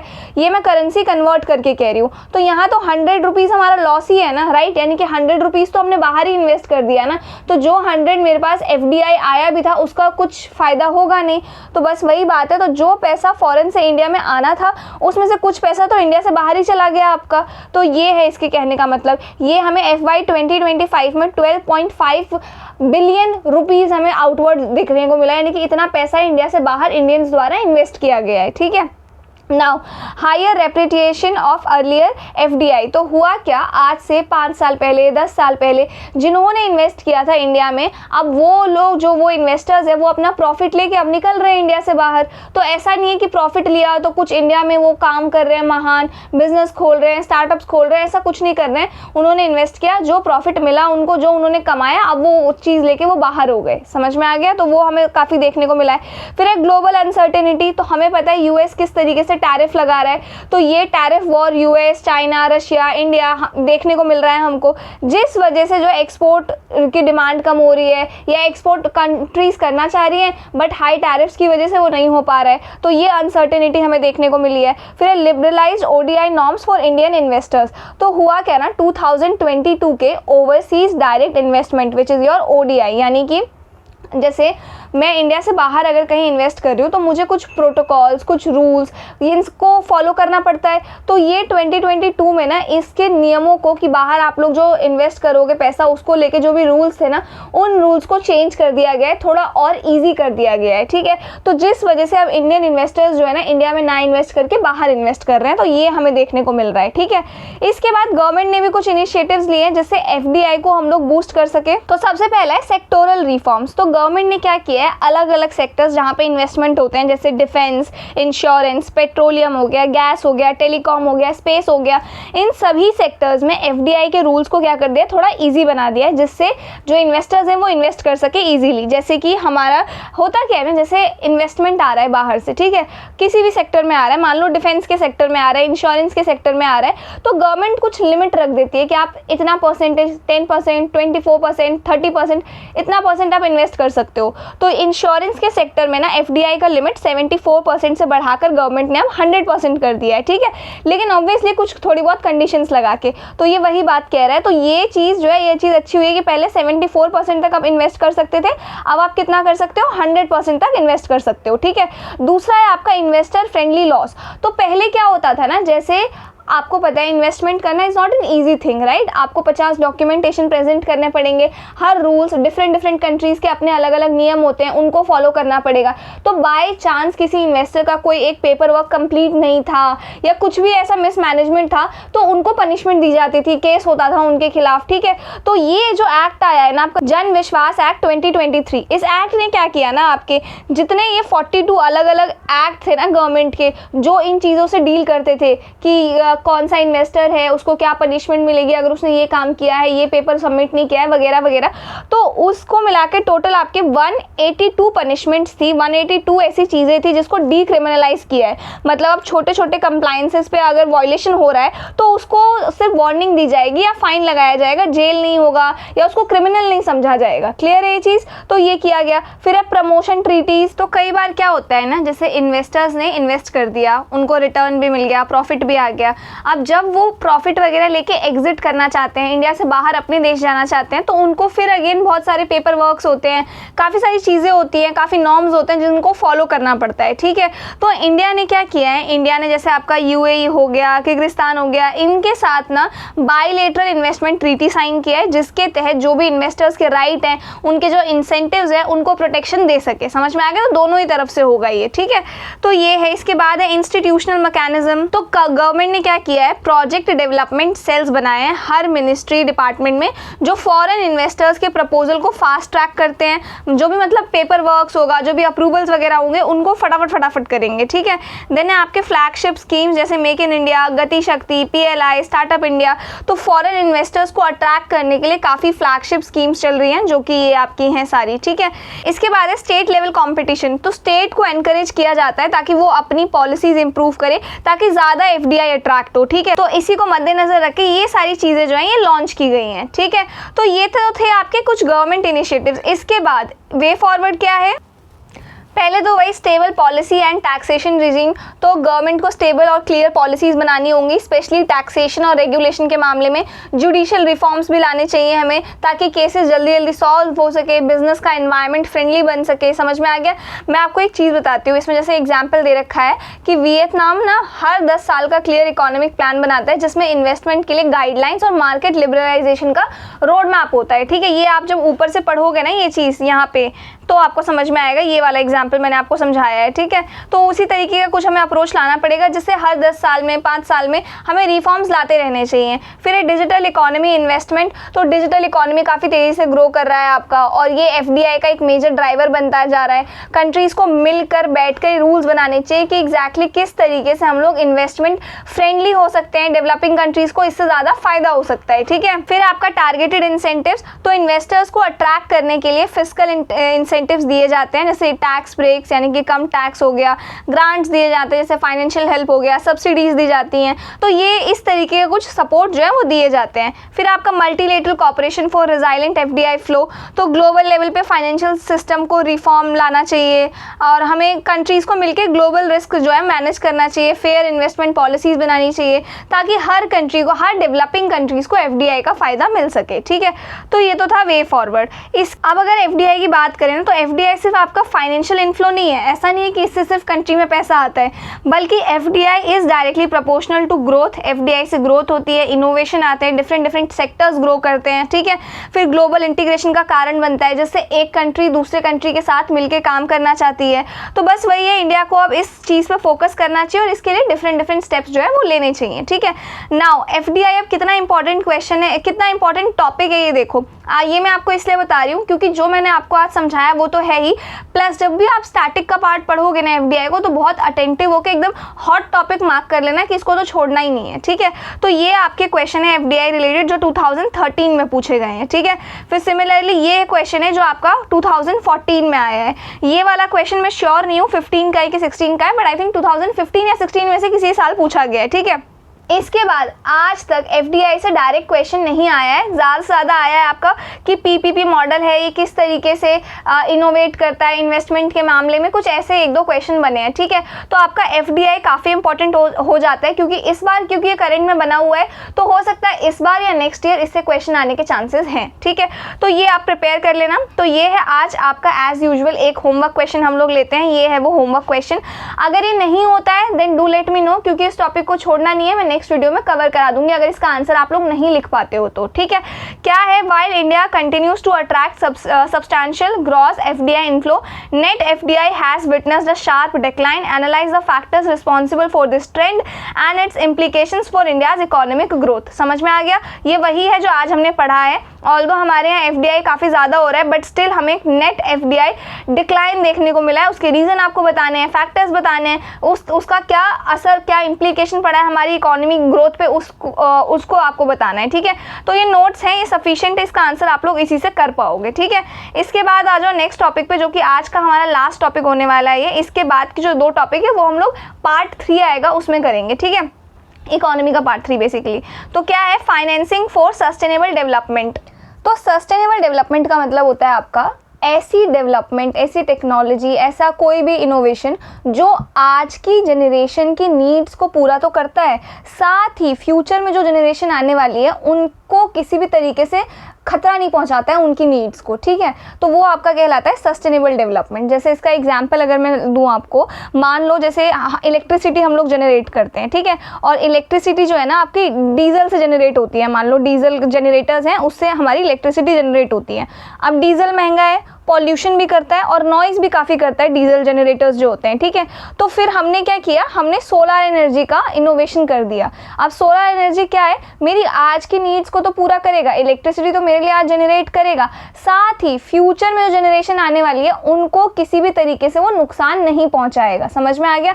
अब जैसे डीजल है, पेट्रोलियम है, ये सारी चीज़ें हैं, ये आज की जनरेशन की नीड्स को तो पूरा कर रहे हैं, हम लोग गाड़ी चला रहे हैं, सब कर रहे हैं, लेकिन जो फ्यूचर में जो जनरेशन आने वाली है उनके लिए हम लोग क्या छोड़ रहे हैं, एक पॉल्यूटेड एनवायरनमेंट छोड़ रहे हैं, हम लोग बहुत सारी चीज़ें ऐसी कर रहे हैं जो फ्यूचर जनरेशन को खतरे में डाल सकता है, उनकी हेल्थ को रिस्क में डाल सकता है। तो डीजल, पेट्रोलियम, ये सारे आपके सस्टेनेबल डेवलपमेंट का हिस्सा नहीं है। वेयर एज सोलर एनर्जी जैसे हो गया तो वो आपका सस्टेनेबल डेवलपमेंट का हिस्सा है। ये कॉन्सेप्ट मैंने इसलिए बताया क्योंकि कई बार प्री में ना ऐसा आ जाता है कि आपको 4-5 क्वेश्चन दे देंगे, 4-5 ऑप्शंस दे देंगे और आपसे पूछेंगे इनमें से कौन सा है जो सस्टेनेबल डेवलपमेंट कहलाएगा। तो आपको कॉन्सेप्ट इसलिए पता होना चाहिए। Now financing for sustainable development, इस लाइन का मतलब क्या हो जाएगा, इस लाइन का मतलब ये हो जाएगा ऐसे प्रोजेक्ट या ऐसी चीज़ों में पैसे को इन्वेस्ट करना जो कि सस्टेनेबल डेवलपमेंट को बढ़ावा दे रहे हैं। समझ में आ गया। जैसे मैं कुछ इन्वेस्टमेंट करती हूँ आपका सोलर एनर्जी से रिलेटेड, ठीक है, वहाँ पे मैं अपने सारे पैसे लगाती हूँ, उसमें इन्वेस्ट करती हूँ, तो वो मेरा फाइनेंस किया है मैंने किस चीज़ को, सस्टेनेबल डेवलपमेंट को। समझ में आ गया।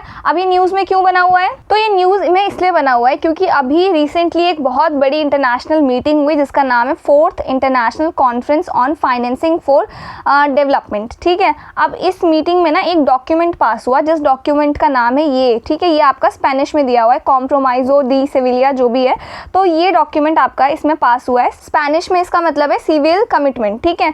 तो इसका जो मकसद है ना वो ये है कि जो डेवलपिंग कंट्रीज़ है ना, उन डेवलपिंग कंट्रीज़ में सस्टेनेबल डेवलपमेंट गोल्स को अचीव करने के लिए जो पैसा कम पड़ रहा है उसको कैसे पूरा करें, इस वजह से इस डॉक्यूमेंट को पास किया गया है, ठीक है। और यूनाइटेड नेशन आपको पता है उनका ये कहना है कि हर साल ना $4 ट्रिलियन का गैप है डेवलपिंग कंट्रीज़ में, जिस वजह से वो लोग सस्टेनेबल डेवलपमेंट गोल्स को अचीव नहीं कर पा रहे हैं। समझ में आ गया।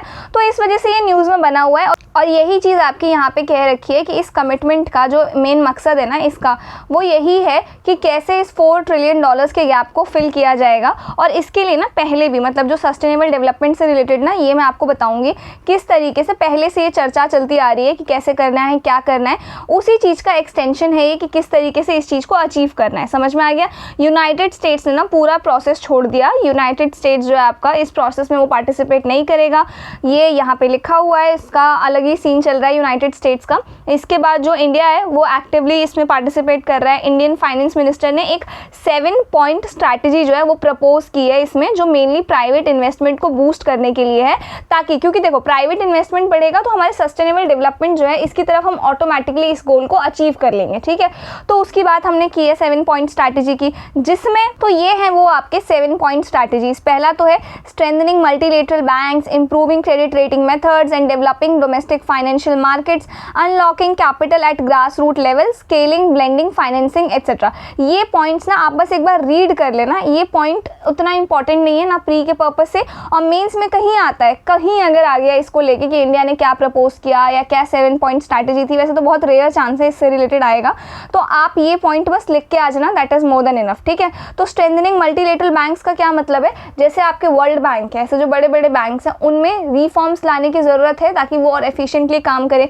फिर है improving credit rating methods, words. तो क्रेडिट रेटिंग का मतलब होता है जैसे कोई इंसान है उसकी क्रेडिट रेटिंग कैसे है, जैसे कोई कंट्री है उनको एक क्रेडिट रेटिंग दी जाती है, मतलब उन्होंने पहले वाला लोन चुकाया हुआ है नहीं चुकाया हुआ है, कितना कर्ज है उनके ऊपर, इन सब चीज़ों को देख के क्रेडिट रेटिंग एजेंसीज होती हैं जो नंबर देती हैं, और फिर जो आपके बड़े बड़े इंस्टीट्यूशंस है वर्ल्ड बैंक वगैरह वो उस नंबर को देख के आपको लोन ग्रांट करते हैं, ठीक है। तो ये जो बड़ी बड़ी क्रेडिट रेटिंग एजेंसीज है ना, ये जनरली डेवलपिंग कंट्रीज के फेवर में नहीं होती है, मतलब आनाकानी करती हैं थोड़ा सा उनको मान नंबर वगैरह देने में, ताकि उनको लोन ना मिल सके डेवलपिंग कंट्रीज को, क्योंकि ये डर रहता है कि ये चुकाएंगे कैसे, क्या इस्तेमाल करेंगे वगैरह वगैरह। तो वो कह रहा है कि इंडिया की इसको इम्प्रूव करने की ज़रूरत है।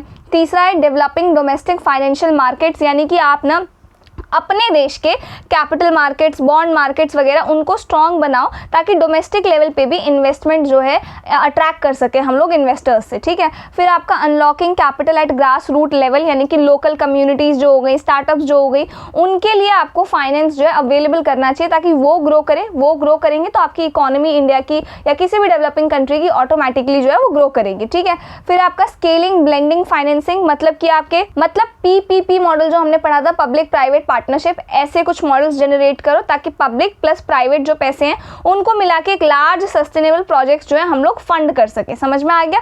तो ये कुछ सजेशंस हैं जो इंडिया ने दिए, मैंने आपको समझा दिया, इतना समझा दिया है कि आप लोग वन लाइन में लिख के आ सकते हो, ठीक है। इसके बाद पहले ये डायग्राम समझ लो, फिर हम लोग अपने नोट्स की तरफ चलेंगे। Evolution of financing for sustainable development.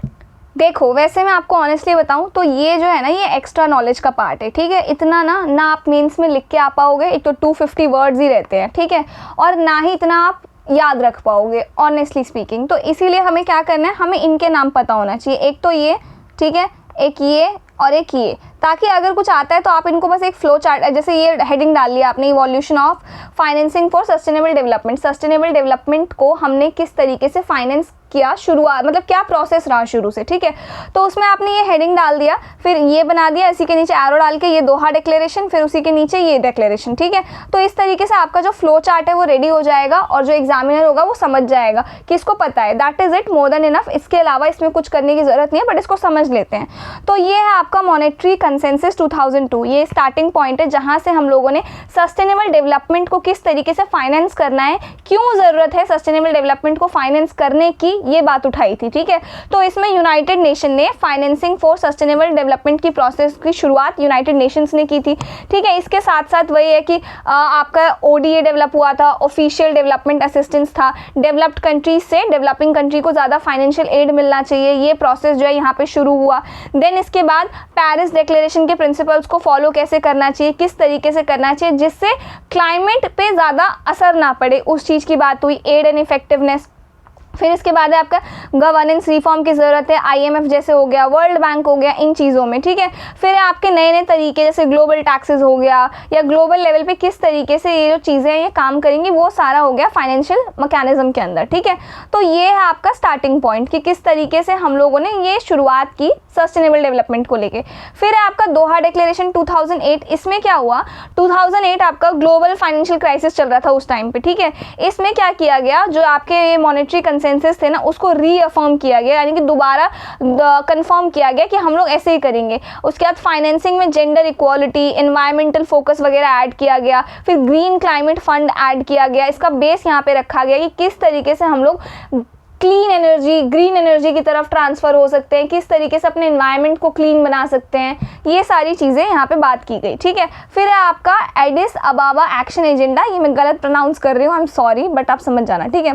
तो ये क्या है, ये 2015 में हुआ, ठीक है। और यहाँ पे हम लोगों ने बात की कि 2030 तक किस तरीके से सस्टेनेबल डेवलपमेंट को लेके हमें काम करना है, समझ में आ गया। तो ये सारी चीज़ें यहाँ पे इंट्रोड्यूस की गई, that is more than enough, बहुत एक्स्ट्रा नॉलेज है ये, बस, ठीक है।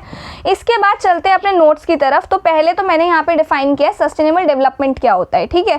Development that meets the needs of the present without compromising the ability of future generation to meet their own needs. आज की जनरेशन की नीड को पूरा करे लेकिन फ्यूचर जनरेशन की नीड्स को खतरे में ना डाले, ठीक है। फिर इसके एग्जाम्पल दिए हैं, जैसे कि रिन्यूएबल एनर्जी हो गया आपका, जिससे हम देखो इसको मैंने किस तरीके से आपके सामने प्रेजेंट किया है, समझो। Developing renewable energy needs, solar और विंड एनर्जी, हम लोग ये इसकी बात कर रहे हैं। इससे क्या होगा, इकोनॉमी को बेनिफिट होगा, जॉब्स क्रिएट होंगी, इंडस्ट्रीज क्रिएट होंगी, सोशल बेनिफिट होगा, लोगों के लिए अच्छा रहेगा, एनर्जी का एक्सेस होगा, एनवायरनमेंट पे इसका अच्छा असर पड़ेगा और पॉल्यूशन भी कम होगा। समझ में आ गया? ये आप इजी डाल के लिख देना यहाँ पे सस्टेनेबल डेवलपमेंट में। ये बहुत छोटी सी डेफिनेशन है और इसको आपको लिख के ही आना है सस्टेनेबल डेवलपमेंट में। इसके बाद आ जाओ फाइनेंसिंग फॉर सस्टेनेबल डेवलपमेंट क्या है। फाइनेंसिंग से हम लोग क्या करते हैं, मोबिलाइज करते हैं, मैनेज करते हैं फाइनेंशियल रिसोर्सेज को through public, private, domestic and international fund के जरिए, जिससे जो SDGs हैं, सस्टेनेबल डेवलपमेंट गोल, उसको हम लोग अचीव कर सके। समझ में आ गया? सस्टेनेबल डेवलपमेंट है क्या? गोल एक बैलेंस्ड ग्रोथ है, जिससे हम लोग लोगों का, प्लैनेट का भला कर सके और अपनी डेवलपमेंट, अपनी टेक्नोलॉजीज, अपने इनोवेशंस को भी पूरा कर सके, ठीक है, बिना उसका कोई नेगेटिव इम्पैक्ट डाले फ्यूचर जनरेशंस पे या फिर अपने इन्वायरमेंट पे, ठीक है। नेक्स्ट बस वही है। इसके बाद अब इसकी ज़रूरत क्यों है, नीड क्यों है, नीड फॉर फाइनेंसिंग। तो सबसे पहला तो है SDG गैप, यानी कि जो हमारा गोल है सस्टेनेबल डेवलपमेंट गोल, ठीक है, कि हमें पॉल्यूशन कम करना है, हमें ये करना है, हमें वो करना है, सारा प्लान रेडी है सब कुछ, ठीक है, लेकिन जब हम उसको एग्जीक्यूट करने जाते हैं ना, तो हमें पता चलता है कि अरे फंड की शॉर्टेजेस है हमारे पास। ऐसा समझो कि आपने और आपके सिबलिंग ने मिलकर डिसाइड किया कि अरे हम तो पिज़्ज़ा खाएंगे, हम गोलगप्पे खाएंगे, मोमोज खाएंगे, सारा कुछ हो गया, सब कुछ डिसाइड कर लिया, हाँ मन है आज खा लेते हैं। फिर हमने अपना वॉलेट चेक किया तो देखा उसमें पैसे 50 रुपये पड़े हुए हैं, तो फिर वो कैसे खाएंगे हम, राइट। तो वही सीन है कि गोल है, प्लान है, सब कुछ है, लेकिन पैसे ही नहीं है। तो वो जो गैप है ना, सस्टेनेबल डेवलपमेंट गोल को अचीव करने के लिए जो गैप है, उस गैप को फुलफिल करने के लिए हमें फाइनेंस की ज़रूरत है। समझ में आ गया? किसकी ज़रूरत है? हमें फाइनेंस, पैसे की ज़रूरत है। और यही चीज़ मैंने यहाँ पे लिख दिया है, कितना गैप आ रहा है पर ईयर और किसके अकॉर्डिंग है ये, यूनाइटेड नेशंस के अकॉर्डिंग। आप लोग यहाँ शॉर्ट में मत लिखना, एग्जाम में ये पूरा लिखना। और ये मैं आपको बता रही हूँ, ये पता है आपने क्या किया, यहाँ पे पूरा लिख दिया गैप आ रहा है और कितने का गैप आ रहा है और किसके अकॉर्डिंग आ रहा है, आपने ये भी मेंशन कर दिया। समझ में आ रहा है? तो इस चीज़ को बजाय जैसे ऊपर इतना लिखा हुआ है ये पूरी लाइन, इसको हमने शॉर्ट में लिख दिया। तो इससे ऐसे ही मेंस आंसर राइटिंग में आपको लिख के आना है। समझ में आ गया? इसके बाद आ जाओ यहाँ पे दूसरा जो कि है क्लाइमेट फाइनेंस नीड। तो क्लाइमेट फाइनेंस का क्या मतलब होता है आपका? क्लाइमेट फाइनेंस का मतलब होता है पैसे जो क्लाइमेट चेंज से फाइट करने के लिए प्रोजेक्ट्स जो है उसमें लगाए जाते हैं, ठीक है, जैसे रिन्यूएबल एनर्जी हो गया, फ्लड प्रोटेक्शन हो गया, ड्रॉट मैनेजमेंट हो गया, क्लीन ट्रांसपोर्ट हो गया, ये सब, ठीक है। तो अब क्या है, पेरिस अग्रीमेंट है, ठीक है, पेरिस क्लाइमेट अग्रीमेंट कुछ है, उससे अग्रीमेंट में ये है कि किस तरीके से हम लोग क्या काम करें जिससे वो बुरा असर ना डाले हमारे क्लाइमेट के ऊपर, ठीक है। लेकिन जब हम उन रूल्स को, उन चीज़ों को फॉलो करने जाते हैं ना पेरिस अग्रीमेंट को, तो होता क्या है, अभी जो हमारा खर्चा जैसे मान लो 100 रुपीज़ का है हमारे सस्टेनेबल डेवलपमेंट प्रोजेक्ट्स पे, फिर हम पेरिस अग्रीमेंट को अगर फॉलो करते हैं तो वो खर्चा जो है ना हमारा 40% तक और ज़्यादा बढ़ जाता है, ठीक है। तो एक तो यहीं पे हमारी शॉर्टेजेस देखने को मिल रही है, फिर अगर हम पेरिस अग्रीमेंट के भी सारे क्राइटेरिया एंड नॉर्म्स को ऐड कर देंगे तो 40% और बढ़ गया है मेरा खर्चा। समझ में आ रहा है? तो जहाँ पहले 100 रुपये का खर्चा आ रहा था, वहाँ 140 रुपये का खर्चा आ रहा है। तो ऑलरेडी इतना यही मेरे से नहीं हो पा रहा है बैलेंस, तो ये कैसे होगा बैलेंस? समझ में आ रहा है? तो यही चीज़ यहाँ पे लिखी हुई है। इसके बाद ये जो आप देख रहे हो OECD है, वही है organization for economic cooperation and development, environment के लिए काम करना, ठीक है। जो मैंने आपको पेरिस एग्रीमेंट बताया ना वो, और ये एक तरीके से रिलेटेड ही है, ठीक है। तो यही चीज़ है। इसके बाद आ जाओ इनइक्वालिटी। तो दुनिया के सबसे अमीर जो 1% लोग हैं ना, उन 1% लोगों के पास 95% ग्लोबल पॉपुलेशन से ज़्यादा वेल्थ है। समझ में आ रहा है? तो इन्हीं लोगों के पास सबसे ज़्यादा पैसा है, इतना पैसा जितना बाकी के 95% लोगों को मिलाकर भी नहीं है, ठीक है। ये ऑक्सफाम की 2024 की रिपोर्ट का कहना है। तो इनइक्वालिटी का मतलब है कि रिसोर्सेज बहुत कम लोगों के पास कॉन्सेंट्रेटेड है और SDGs के लिए उन वेल्थ को मोबिलाइज करना बहुत ज़्यादा ज़रूरी है। अब एक बात बताओ मुझे आप लोग, पॉल्यूशन कौन कर रहा है? मैं और आप तो कर नहीं रहे हैं पॉल्यूशन, राइट। जिनके पास कार है, जो लग्जरी अफोर्ड कर सकते हैं, वो लोग पॉल्यूशन कर रहे हैं, राइट। हम लोग तो ट्रेन, बसेस, जो पब्लिक ट्रांसपोर्ट्स अवेलेबल हैं, हम उनमें ट्रैवल करते हैं, राइट। तो जो 1% वेल्थ जहाँ पे कॉन्सेंट्रेटेड है ना, हमें ज़रूरत है कि हम उस चीज़ को मोबिलाइज करें, इस इनइक्वालिटी को हम लोग कम करें, ठीक है। फिर दूसरा है आपका डेट क्राइसिस। तो अभी भी आपका 40% दुनिया के जो लोग हैं ना, वो ऐसी कंट्रीज़ में रहते हैं जहाँ पे सीवियर डेट क्राइसिस है, यानी कि बहुत तगड़ा उनके उन कंट्रीज़ के ऊपर क्या है, कर्ज है। तो ऐसे में वो लोग सस्टेनेबल डेवलपमेंट गोल को अचीव करने के लिए जो पैसे हैं वो कहाँ से लेके आएंगे? समझ में आ रहा है? तो वो बात है। फिर आपका टैक्स डिस्पैरिटी। तो 2015 से लेके ना अब तक जो रिचेस्ट लोग हैं ना, उनकी जो 1% ये रिच लोग हैं, इनकी जो वेल्थ है ना, ये $33.9 ट्रिलियन बढ़ गई है, ठीक है।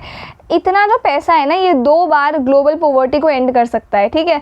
फिर भी जो बिलियनर्स हैं आपके, वो सिर्फ जितना टैक्स कलेक्ट होता है ना ग्लोबली, उसका 0.3% ही है जो वो टैक्स देते हैं, ठीक है। तो ये बहुत ही अनफेयर चीज़ है। तो फेयर टैक्सेशन से सस्टेनेबल डेवलपमेंट के लिए हम लोग फंड अरेंज कर सकते हैं। तो हमें ज़रूरत है कुछ फेयर टैक्सेशन पॉलिसी लाओ, जिससे ये टैक्स डिस्पैरिटी जो है इसको ख़त्म कर सके। तो ये कुछ ज़रूरतें थी जिसकी वजह से हम लोगों को फाइनेंस यानी कि पैसों की ज़रूरत है डेवलपिंग कंट्रीज़ को, जिससे वो सस्टेनेबल डेवलपमेंट प्रोजेक्ट्स में इन्वेस्ट कर सके, ठीक है। इसके बाद आ जाओ नाउ की इम्पिडेंस, यानी कि ये जो फाइनेंस है हमारे पास, अब ऐसा इतना स्मूथ प्रोसेस नहीं है। तो इस फाइनेंस को लेने में, इस पैसे को लेने में भी कुछ फैक्टर्स है जो रुकावट डाल रहे हैं। सबसे पहला तो है श्रिंकिंग फिस्कल स्पेस, यानी कि गवर्नमेंट के पास अपने डेवलपमेंट प्रोजेक्ट्स के लिए एक तो पैसे कम बचते हैं, ठीक है, क्योंकि उनका ज़्यादा हिस्सा जो है वो डेट के इंटरेस्ट के पेमेंट में चला जाता है। ऑलमोस्ट हर डेवलपिंग कंट्री के ऊपर डेट है, ठीक है, इंडिया के ऊपर भी है, हर कंट्री के ऊपर है। तो जो पैसा उनका बचता है ना बजट वगैरह से, कोई स्कीम्स वगैरह से बच गए, तो वो पैसे तो एज अ इंटरेस्ट चले जाते हैं, ठीक है। जैसे 46 डेवलपिंग कंट्रीज हैं जो आज की डेट में आपका जो डेट है उनके ऊपर उसका इंटरेस्ट पे करते हैं, ठीक है। तो अब इससे होता क्या है ना, एक तो स्कीम्स ले आए वो लोग, सब कुछ ले आए, लेकिन जो क्वालिटी वो लोग दे सकते थे वो क्वालिटी नहीं देते, क्योंकि वो पैसे बचा के उनको इंटरेस्ट भी पे करना होता है, ठीक है। तो ये फिस्कल स्पेस जो है ये कम होता जा रहा है, इंटरेस्ट बढ़ता जा रहा है, जिस वजह से हेल्थ पे, एजुकेशन पे 46 डेवलपिंग कंट्रीज जो है वो पैसा खर्च नहीं कर पाती हैं। इसके बाद आ जाओ अनइक्वल SDR एलोकेशन। तो इसको ना आप ऐसे समझो फिलहाल, जैसे SDR क्या होता है ना, एक इंटरनेशनल रिजर्व एसेट है जो IMF आपका इंटरनेशनल मॉनेटरी फंड बनाता है, ठीक है। ये करेंसी नहीं है, लेकिन इसकी जो वैल्यू है ना वो 5 बड़ी करेंसी के बास्केट से डिसाइड होती है। जैसे US डॉलर है, यूरो है, चाइनीज़ युआन है, फिर जापानीज़ येन है, फिर ब्रिटिश पाउंड है। तो कंट्रीज़ अपने SDR को IMF के थ्रू एक्चुअल करेंसी में कन्वर्ट कर सकती हैं जब उन्हें फॉरेन एक्सचेंज की ज़रूरत होती है, ठीक है। अब प्रॉब्लम यहाँ पे ये है कि जब IMF SDR एलोकेट करता है वो मेंबर कंट्रीज़ के IMF कोटा यानी कि उनके ग्लोबल इकोनॉमी में शेयर के अकॉर्डिंग करता है, ठीक है। क्योंकि डेवलप्ड कंट्री का कोटा ज़्यादा है, उन्हें SDR का मेजर पोर्शन मिलता है। तो डेवलप्ड कंट्रीज आपका कुछ 66% SDR एलोकेट होता है उनको, अफ्रीका को सिर्फ 5.2 होता है, लीस्ट डेवलप्ड कंट्रीज जो है उनको 2.5 होता है। अब इसमें प्रॉब्लम क्या है, तो प्रॉब्लम ये है जहाँ ज़रूरत सबसे ज़्यादा है, अफ्रीकन नेशंस हो गए जहाँ पॉवर्टी बहुत हाई है, फाइनेंसिंग गैप आपका बड़ा है, वहाँ SDR एलोकेशन बहुत ज़्यादा कम होता है। तो डेवलप्ड कंट्री के पास ऑलरेडी स्ट्रॉन्ग फॉरेक्स रिजर्व्स होते हैं, फिर भी उन्हें मेजॉरिटी SDR मिलता है। समझ में आ गया? तो ये एक प्रॉब्लम है। फिर जियो इकोनॉमिक फ्रेगमेंटेशन। तो मैंने आपको बताया था कि जो मल्टीलेटरल इंस्टीट्यूशंस हैं, बड़े बड़े इंस्टीट्यूशंस, यूनाइटेड नेशंस हो गया, आपका WHO हो गया, अब वो उतने एफिशिएंटली काम नहीं करते हैं। तो जो कंट्रीज़ हैं वो आपस में एक ब्लॉक बना लेती हैं, एक ग्रुप बना लेती है 3-4 कंट्रीज़ का अपनी नेबरिंग कंट्रीज़ के साथ, जिससे क्या हो रहा है, पूरी दुनिया जो है ना वो टुकड़ों में टूट रही है, फ्रेगमेंट्स में टूट रही है। समझ में आ रहा है? इसका इम्पैक्ट किस पे होता है? इसका इम्पैक्ट हमारे ट्रेड पे होता है। समझ में आ रहा है? जैसे 2020 से लेकर 2024 तक हमें 24,000 प्लस न्यू रेस्ट्रिक्शंस दिखे जो ट्रेड और इन्वेस्टमेंट पे लगाए गए इन्हीं छोटे छोटे ब्लॉक्स के द्वारा। समझ में आ रहा है? तो ये हमें कुछ देखने को मिल रहा है। फिर आपका illicit financial flows and gender inequality in economic participation. कहने का क्या मतलब है, पैसे जो है वो इलीगल तरीके से कंट्री से बाहर भेजा जा रहा है, ये हमें देखने को मिल रहा है, स्मगलिंग के थ्रू, टैक्स इवेजन करके, मनी लॉन्ड्रिंग करके। इसका इम्पैक्ट ये होता है कि डोमेस्टिक रिसोर्सेज का मोबिलाइजेशन कम होता है, कोविड-19 जैसे जो शॉक्स आते हैं उनसे रिकवरी स्लो हो जाती है, SDG प्रोजेक्ट्स के लिए पैसा अवेलेबल नहीं रहता है। तो ये कुछ प्रॉब्लम्स हैं जिनकी वजह से हमें जो ये पैसे हैं ये वो फैक्टर्स हैं जिनकी वजह से हम इन पैसों का इस्तेमाल जो है SDGs के लिए नहीं कर पाते या पैसे हम तक पहुंच नहीं पाते। ठीक है, इसके बाद आ जाओ इधर। तो ये जो कमिटमेंट हमने ऊपर पढ़ा इस चीज़ को टैकल करने के लिए जो ये सिविल कमिटमेंट अडॉप्ट किया गया है, अब ये कमिटमेंट है क्या, इसके बारे में समझते हैं पहले। तो इसके ना 3 फोकस एरियाज़ हैं। ठीक है, तो सबसे पहला है एड्रेस डेट क्राइसिस। सबसे पहले इस कमिटमेंट ने ये बोला कि आप मुझे ये बताओ, जैसे डेवलपिंग कंट्रीज है, मैंने आपको बताया उनके ऊपर डेट रहता है, कर्ज रहता है, तो वो कर्ज किस चीज़ की वजह से, ठीक है, और प्लस अगर वो कंडीशन वैलिड है, जैसे मान लो किसी कंट्री ने कर्ज ले रखा है लेकिन वो कर्ज वो नहीं चुका पा रहे हैं, तो ये उनको कह के वो कर्ज माफ़ कर देना कि आपका जो कर्ज, जो इंटरेस्ट, जो पैसा बन रहा है ना, वो पैसा आप हमें मत रिटर्न करो, लेकिन वो जो पैसा है उसका आप इस्तेमाल करो सिर्फ और सिर्फ SDGs प्रोजेक्ट में। समझ में आ गया?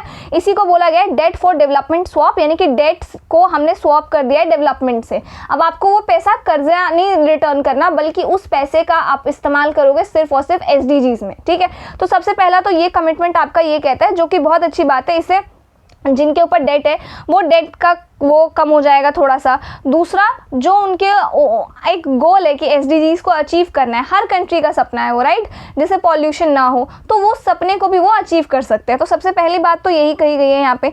दूसरा है आपका कैटलाइज इन्वेस्टमेंट। तो यहाँ जैसे मैंने आपको PPP समझाया था ना, पब्लिक प्राइवेट पार्टनरशिप, तो कुछ उस तरीके का हमें करना पड़ेगा। आपको क्या करना पड़ेगा, किसी प्राइवेट वेंचर के साथ, किसी प्राइवेट कंपनी फर्म के साथ आप हाथ मिलाओ और पब्लिक कैपिटल जो है, जो टैक्स से आ रहा है गवर्नमेंट के पास, जो भी थोड़ा बहुत कैपिटल बच रहा है, पब्लिक फंड्स को प्राइवेट फंड्स को मिला के एक ह्यूज कैपिटल अमाउंट हमें जनरेट करना है, जिसका हम लोग इस्तेमाल कर सकते हैं सस्टेनेबल डेवलपमेंट प्रोजेक्ट्स को स्केल करने के लिए, बनाने के लिए, वगैरह वगैरह। तो ये सारी चीज़ें हैं। और जो रिच लोग हैं उनके ऊपर आप टैक्स लगाओ एक तो, ताकि उनका पैसा भी डेवलपमेंट में कंट्रीब्यूट हो। ठीक है, दूसरा आपका जो प्रीमियम क्लास फ्लाइट्स हैं, प्राइवेट जेट्स हैं, उन पे टैक्स लगाओ, जिससे क्लाइमेट एक्शन कम हो, डेवलपमेंट के लिए फंड्स आ सके।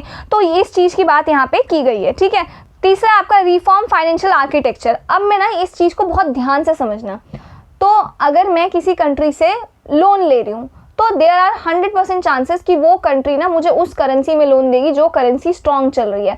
फिलहाल मान लेते हैं $, ठीक है, तो उसने मुझे उस करेंसी में लोन दे दिया। अब वो एक्सचेंज कराओ, फिर मैं अगर रिटर्न करूँगी तो इंडियन करेंसी से वो उसमें कराओ, डॉलर्स में कराओ। तो ये जो कॉम्प्लेक्सिटी है ना, इस चीज़ को ख़त्म करने की ज़रूरत है। कोशिश ये करनी है जिस डेवलपिंग कंट्री को आप लोन दे रहे हो, आप उनको उन्हीं की लोकल करेंसी में लोन दो। समझ में आ रहा है? प्लस रिटर्न भी वैसे ही लो, जिससे एक तो उस कंट्री के ऊपर थोड़ा सा बर्डन कम पड़े। ठीक है, दूसरी चीज़ ये कि एक रिस्क कम हो, एक्सचेंज रिस्क ना हो, क्योंकि कल की डेट में आज जैसे आपको पता है $1 जो है कुछ 85 रुपीज़ के आसपास है। आप कल की डेट में मार्केट में कुछ भी थोड़ी बहुत भी ऊपर नीचे हो गया तो $1 की वैल्यू अगर 90 रुपीज़ हो गई तो मैं कैसे दूंगी? फिर मैंने तो लिया इस रेट पे था ना, बट रिटर्न करते टाइम अगर ऐसा हो गया तो ये सारी चीज़ें, ये सारी कॉम्प्लेक्सिटीज़ होती है जो डेवलपिंग कंट्रीज़ को फेस करना पड़ता है। समझ में आ रहा है? तो उस चीज़ को हमें रिफॉर्म करने की ज़रूरत है। ठीक है, इसके बाद हमें क्या करने की ज़रूरत है, एक फिर वही आपका pre arrange disaster financing, disaster के टाइम में फाइनेंसिंग और मजबूत करने की ज़रूरत है। जो 2% आपका है उसको 20% कर दो, फाइनेंशियल जो डिज़ास्टर फाइनेंसिंग जो है उस चीज़ को, यही सब है। फिर आपका स्ट्रेंथन करो मल्टीलेटरल बैंक्स को, जैसे आपका वर्ल्ड बैंक हो गया, IMF हो गया, इन सारी चीज़ों में रिफॉर्म लाने की ज़रूरत है। तो यही 3 पॉइंट है और यही ना यहाँ पे इतना भयंकर तरीके से लिखा हुआ है। ये ना हमने इतनी नॉलेज अपने दिमाग में रखनी है, ना ये हमारे कोई काम आएगी। समझ में आ रहा है? तो इसलिए इतना हमने पढ़ना ही नहीं है, हमें बस बेसिक आइडिया होना चाहिए इसके बारे में, जो मैंने आपको यहाँ पे 3 पॉइंट्स में दे दिया। इससे ज़्यादा आपको लिखना ही नहीं है UPSC मेंस में। ठीक है, इसके बाद आ जाओ वे फॉरवर्ड। अब इसका सॉल्यूशन क्या है, ऑल्दो यहाँ पे ना डायरेक्टली नहीं लिखा हुआ है ये वे फॉरवर्ड, यहाँ पे इसका डायरेक्ट कंक्लूजन है, बट इसी में से थोड़ा सा मैंने वे फॉरवर्ड वहाँ पे लिख दिया है। ठीक है, तो ये क्या है आपका, सबसे पहला तो है क्रिएट करो प्राइवेट इन्वेस्टमेंट फ्रेंडली इकोसिस्टम, यानी कि वही जो मैंने आपको बताया था कि जो प्राइवेट इन्वेस्टर्स हैं उनके लिए थोड़े से रूल्स रेगुलेशन थोड़े से लीनियन बनाओ, जिससे वो लोग इंटरेस्टेड हो। ज़्यादा कॉम्प्लेक्स रूल्स, ज़्यादा कॉम्प्लेक्स प्रोसीजर्स मत बनाओ। दूसरा है रिफॉर्म करो मल्टीलेटरल सिस्टम्स को एंड वर्ल्ड ट्रेड ऑर्गेनाइजेशन के रूल्स को थोड़ा सा हल्का करो। आपको पता है US टैरिफ की वजह से जो ट्रेड है वो पूरी तरीके से हिल चुका है, ना सिर्फ इंडिया और US के बीच या इंडिया और रशिया के बीच, बल्कि जितनी भी कंट्रीज है ना सब पे इम्पैक्ट पड़ता है उस चीज़ का। ठीक है, तो अब हुआ क्या है ना, इस चीज़ को रिफॉर्म करो। जो आपके मल्टीलेटरल सिस्टम्स हैं, वर्ल्ड ट्रेड ऑर्गेनाइजेशन है, उसको ज़रूरत है कि वो अपने रूल्स एंड रेगुलेशंस को और स्ट्रॉन्ग बनाए और एफिशिएंटली काम करे बिना यूनाइटेड स्टेट्स के प्रेशर के। ठीक है, दूसरा है आपका fiscal incentives and long term funding. तो बात वही है कि आप एग्जैक्टली किस तरीके से जो आपकी कंट्री में स्टार्टअप्स हो गए या कोई ऐसा SDGs को लेके कोई प्रोजेक्ट हो गया, उस चीज़ में इंसेंटिव्स प्रोवाइड करो, लॉन्ग टर्म फंडिंग पे फोकस करो। चौथा है आपका align finance with SDGs, climate goals and inclusive growth, जो भी आपके फाइनेंस है उस तरीके से उसको अरेंज करो कि वो SDGs में हेल्प करे। जैसे मैंने आपको बताया था कि किसी का डेट माफ़ कर दिया है किसी कंट्री का, इस शर्त पे कि जो डेट का पैसा है, जो इंटरेस्ट है, उसका इस्तेमाल आप लोग सस्टेनेबल डेवलपमेंट प्रोजेक्ट पे ही करोगे। तो वो आप मेक श्योर करो, ऐसे इनिशिएटिव्स लाओ जिससे क्लाइमेट गोल्स अचीव कर सको, इंक्लूसिव ग्रोथ हो सके। तो यही पॉइंट है, यही चीज़ें हैं, रिपीटेडली आप ये इसी को पढ़ोगे।